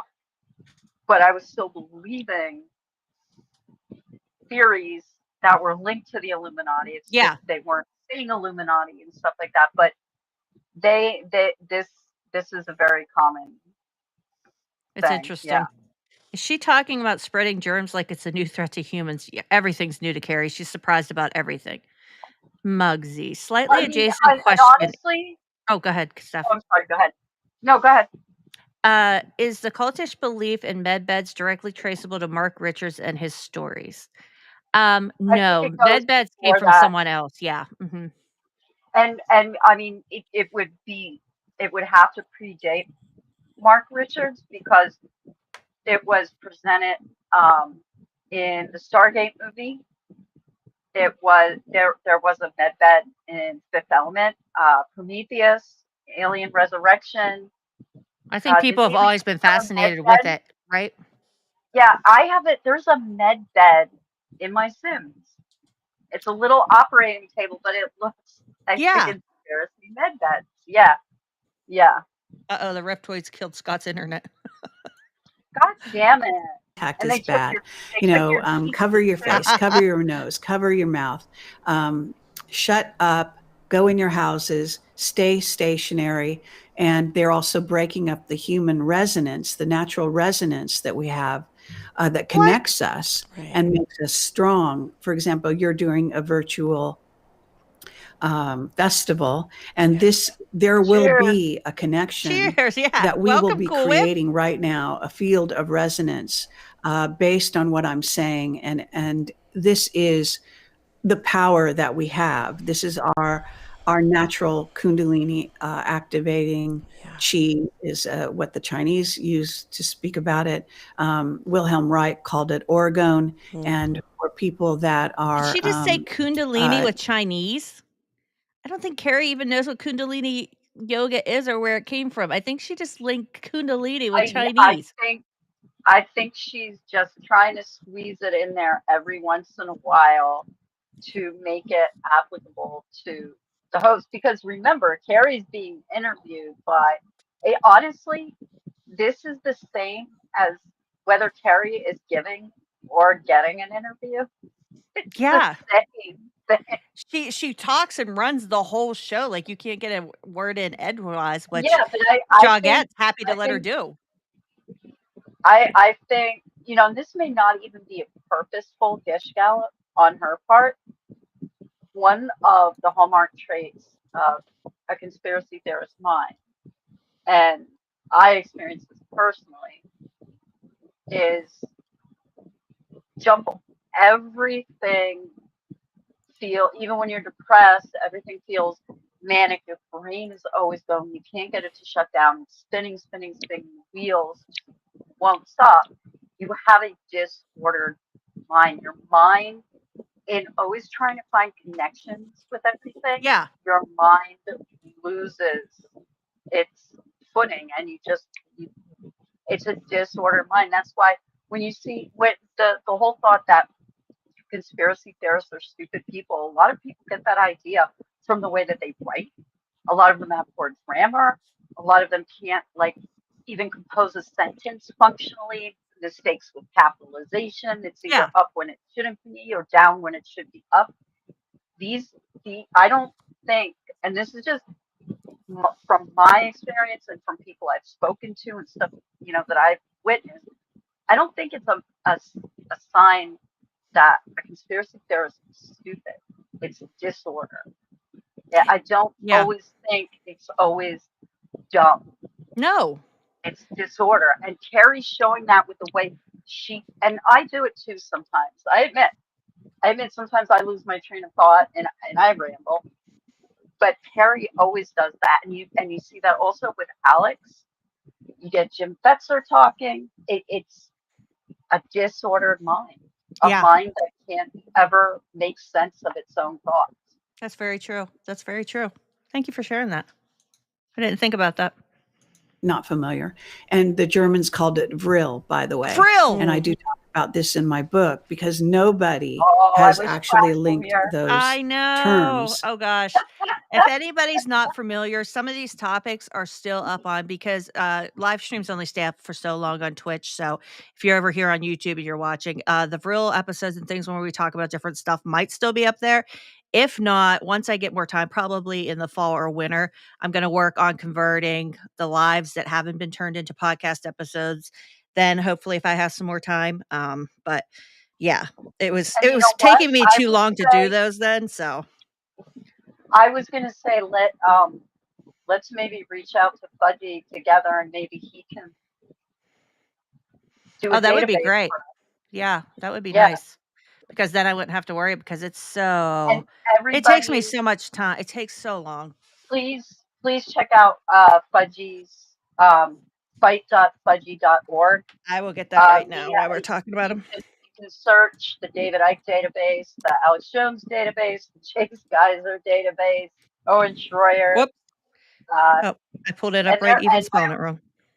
And Fudgy created the Art Bell database and the Jim Fetzer database for us, and well, for me and for us. The Jim Fetzer was like a group project.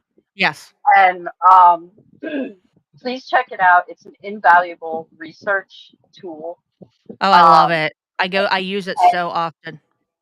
I think I bought him a cup of coffee before when I was. I try to do that every once in a while. And if you're sitting there and you're like, you know, I kind of want to listen to some old Art Bell, but I want to listen to a really weird episode where someone mentions werewolf aliens. You can type in werewolf aliens and it'll take you to that episode. And I love that. Yeah. Amazing. Yeah, and it is an excellent research tool. I've used it to snitch on Alex for copyright violations. Which I love. So, that was awesome. You did that. Yeah. Speaking of Alex, while we're here and we have this pause, I'm going to put the Honor Network up. Oh, thank you. Yes, always. When I got all this new attention on my page on Blue Sky, I've been trying to post about Honor and hi Lenny, and I posted Tyler's GoFundMe. I was like, I have this attention on my page. I want more people to see whatever I can spread for people. So, thank you. You're pretty cool, Steph. Pretty cool. Together to understand that they're all talking about the same thing. Right. And this field of resonance and our abilities when put together, when unified, is, could take down any negative influence or whatever. And it also can heal us. Yeah. So that what they are doing in convincing you that you can get infected by another human being and therefore you want to keep them at a distance is actually going right to the source of what they want to achieve. And it's absolutely, wrong. And so this is the propaganda side of it. Yeah. And this is where, where they are very, very strong. And they learned after Nazi Germany that they couldn't actually, it wouldn't be as successful unless they got the hearts and minds of humans on board with whatever they're doing. And so there's that saying that says, when humanity believes everything they believe is false, we will have achieved our ends. And I can't remember if it's Rockefeller who said that, but this is the type of thing we're looking at. Yeah. So what's really important at this time and why any of this matters is understanding to see through the propaganda, to see through the constant mind control that's being really, a lot of people, I don't talk a lot about this normally, but I will say in this setting that I don't, for those of you out there, when they keep showing you this COVID type of molecule, when they show you images of sickness, what they're doing is subliminally programming you to accept. I've never heard of that game. Scott said if you like Frill, you should play the TTRPG Adventures in the Unknown. Huh, pretty cool. I'm sure you probably tried to post the link. I'll go and look for that if I can find it later. Scott, on Twitch when I'm over there, and share it for everybody. Yeah, and Muggsy caught the Rockefeller comment. And also, again, right here, what she's saying, they're showing you pictures of germs, and that's how they infect you. That's the predictive programming. That's, yeah. I'm sorry, I was looking at that picture you sent, Steph. That's funny. Well, I decided that I would give all of them snacks, and I was like, well, what would Manny want to snack? Oh gosh. Okay. Where are we at? There we go. The sickness. It's MK Ultra. I mean, don't you think it's a version of MK Ultra? It all goes back to MK Ultra. MK Ultra, and baby. Even before that, to the Nazi mind control, and before that, to mind control techniques that were created in Atlantis and Egypt and various societies since then. So. Interesting. Mm-hmm. I know you go to Egypt a lot. We were just in Egypt right before actually the lockdown. We got back into California like the day everything started going down. But I mean, it's obvious when you're in Egypt, you're seeing the AI. I mean, all of that is a map of the alien AI. All of I mean, so much of the hieroglyphic. Is that your experience with? Well, that's interesting. I have started to talk about the possibility there, and I think it needs more investigation, but there's a repetitiveness to, especially in certain places like the Valley of the Kings. Yes. Where you go into those tombs and you see that there's a repetition on the wall, and there's also they've also started to trace, there are some differences in the way the kind of drawings and paintings are to the way they were originally. So they've made some slight, very subtle differences that you can look into. I just got it kind of as a download because I get a lot of downloads when I go to Egypt. Yeah. I get a lot of downloads when I go to Egypt. What exactly we were being shown there, how much of it has been sort of prepared or re-prepared for human consumption, so to speak. There's definitely a trail of truth that came from the early days of Atlantis and the various beings.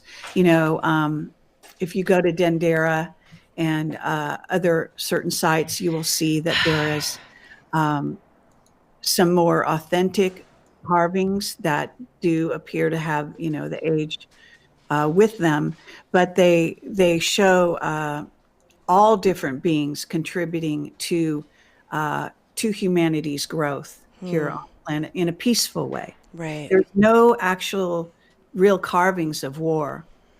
The carvings of that came that are of like the warrior, that's been put. If you really look at, really look at the carvings, you will see that has been put of Ramses, which is the first time when it came forward, is actually put on top of what was the old motif. And it's very clear, and it's also very rare, even in those temples that Ramses has taken over. There are very few between pictures of Ramses with the sword holding a basket full of heads. This is completely contrary to every other motif in Egypt. Right. So that then one has to, question that.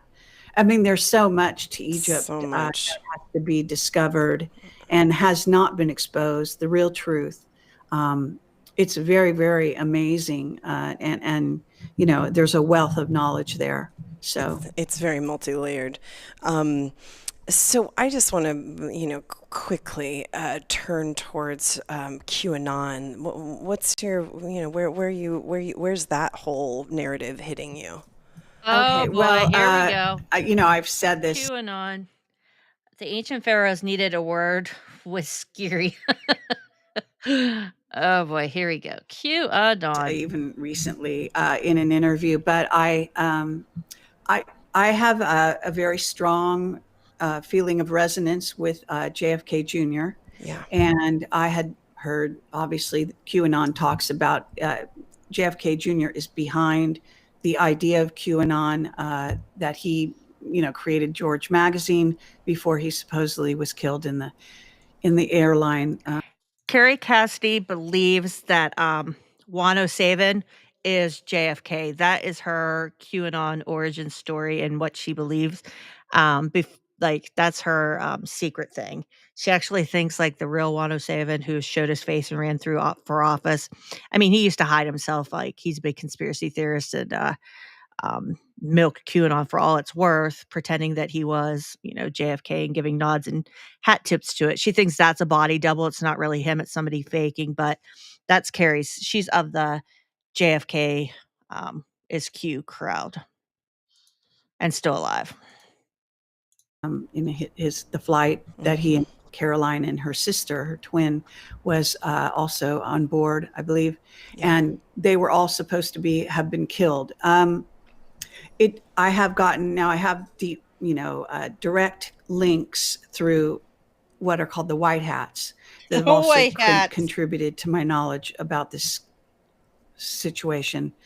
But on top of it, recently I had a night that was full of dreams that were very real, in which I met with JFK Jr. and Trump, and I was working with them. What? And then I would go to sleep and wake up, and then I would go back into the dream. Carrie, don't eat and before you in go the to bed. dream, it was more real than reality.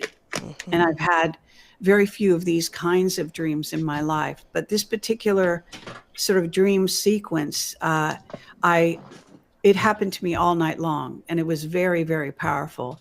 And in the dream, at one point, I go up to JFK Jr., sort of grab him by the arms, look him in the eyes, and say, "I am so glad you are still alive." Oh my gosh. So it was very clear to me that I was sent that for some reason. Yeah. And maybe it's just a dream. To bring other people I to have the idea dreams that where my mom's still alive. What does that mean? She is? What the fuck? I And don't they know. say that there's nothing more boring than telling someone else your dream. Well, Carrie just found something even more boring.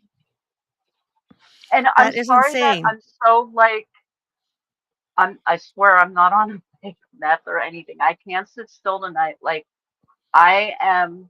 my body is going through serious fucking withdrawal, and there's a bunch of oranges downstairs, and I have this vision of myself just shoving my face into them and devouring them. I have not had any gluten or sugar in 3 days, and I'm losing my fucking mind. So I'm sorry. I apologize to You're everybody. fine. No, if I wasn't sitting at the laptop, I'm constantly, I get up, I straighten stuff, I'm doing stuff, and Tasha's like, "Well, can you just sit and chill?" And I'm like, "I can't. I just have this energy, and I'm moving all the time." And there's some kids in the fucking apartment complex that decide to go outside and kick a ball around for a half hour to an hour, every fucking day. So all I hear is this boom, boom, boom, boom. Are you the old lady shaking her fist at the clouds instead of the old man? You get off my lawn. I'm the old lady holding up a beheaded object and screaming at the kids. that it very possibly could be true. Now, there are things Trump is doing, like taking down the pedophile network, taking down the Pope and the Queen. You took down the Pope? All of this whole Carrie thinks the Illuminati, Pope is dead, this didn't whole she? She sort thought of the Pope power was dead. She structure believed that too. is what he and his team and Or JFK arrested. Jr. are, in theory, working to take down. But they haven't actually made official statements yet about what I call their wins, the things they've actually achieved. Yeah. Most of what they're doing is dealing in underground bases, small wars in underground bases. They're also supposedly arresting Hollywood pedophiles and so on. But none of this has been announced officially yet. My understanding is around July 19th that they will be coming forward. This is what QAnon has said, to actually, out what they've been doing. Did it happen, and I think Carrie? that would, of course, turn the tide of history if, in fact, it can be proven what they have been involved in. I believe they're fighting a very difficult enemy. Honestly, Murr, you would think it would be bigger news than what it would appear. And you know Kerry had to move those goalposts, baby, because none of this shit happened. I think that people don't understand what goes on here on Earth when we're fighting the negative and the positive, how wars have to be conducted in a certain way so that the planet doesn't become destroyed, and basically both sides destroy each other. So this is what both sides are cognizant of, and the fact that these things have to be handled by negotiation. Deals have to be made. Certain protocols have to be followed, and so on. Now, go ahead. If you really want to pull apart her statement about Donald Trump protecting children from pedophiles, she is right. Because what we consider a pedophile, after Trump's done, it's just going to be considered normal.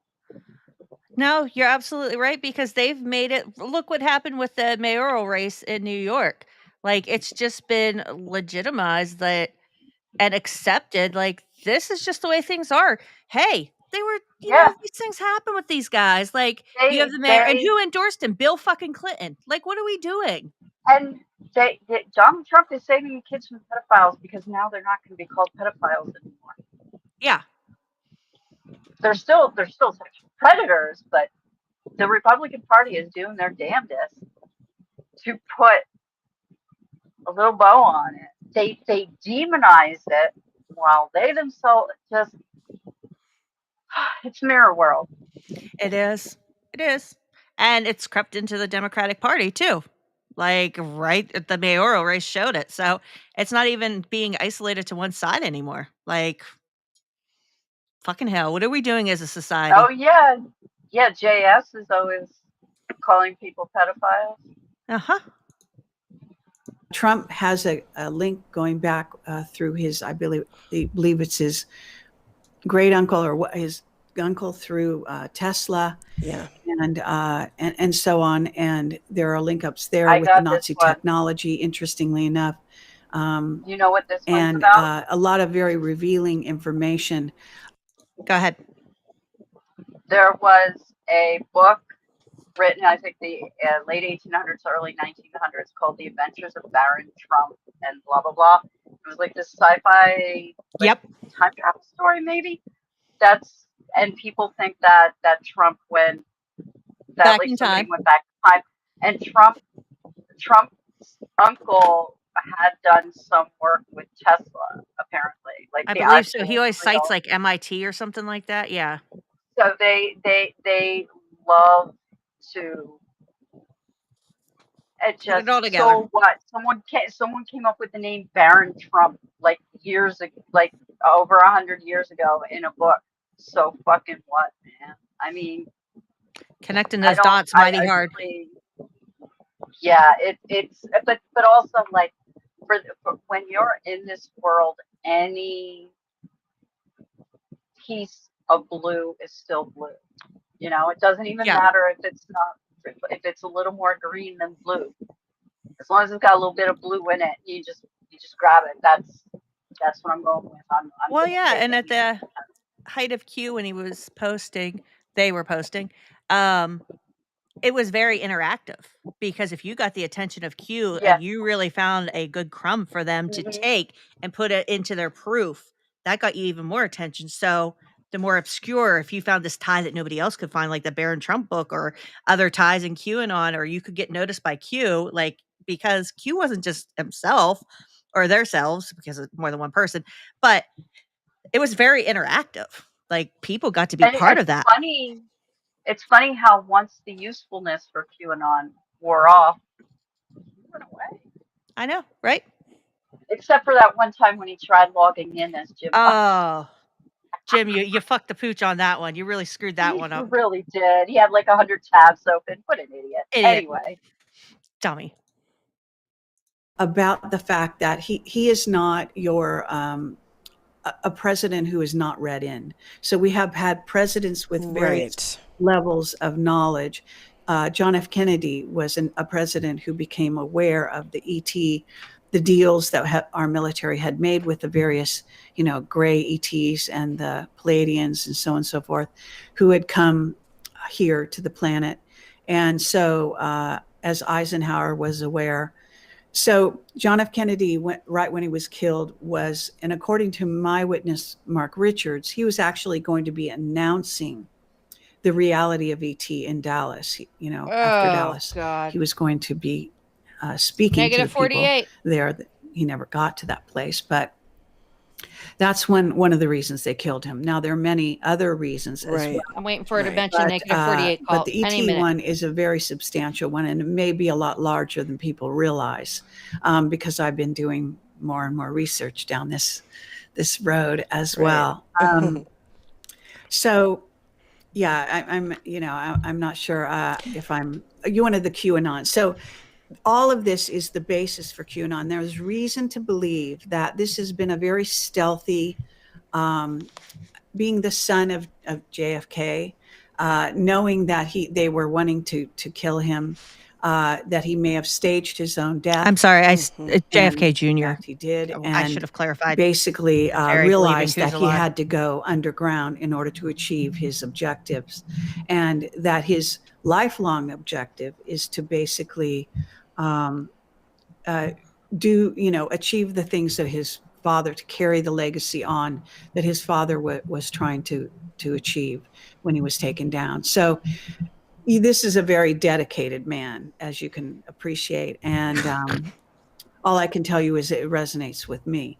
So the information, though, will have to come to the fore. We'll have to see what happens. We'll have to see how it plays out.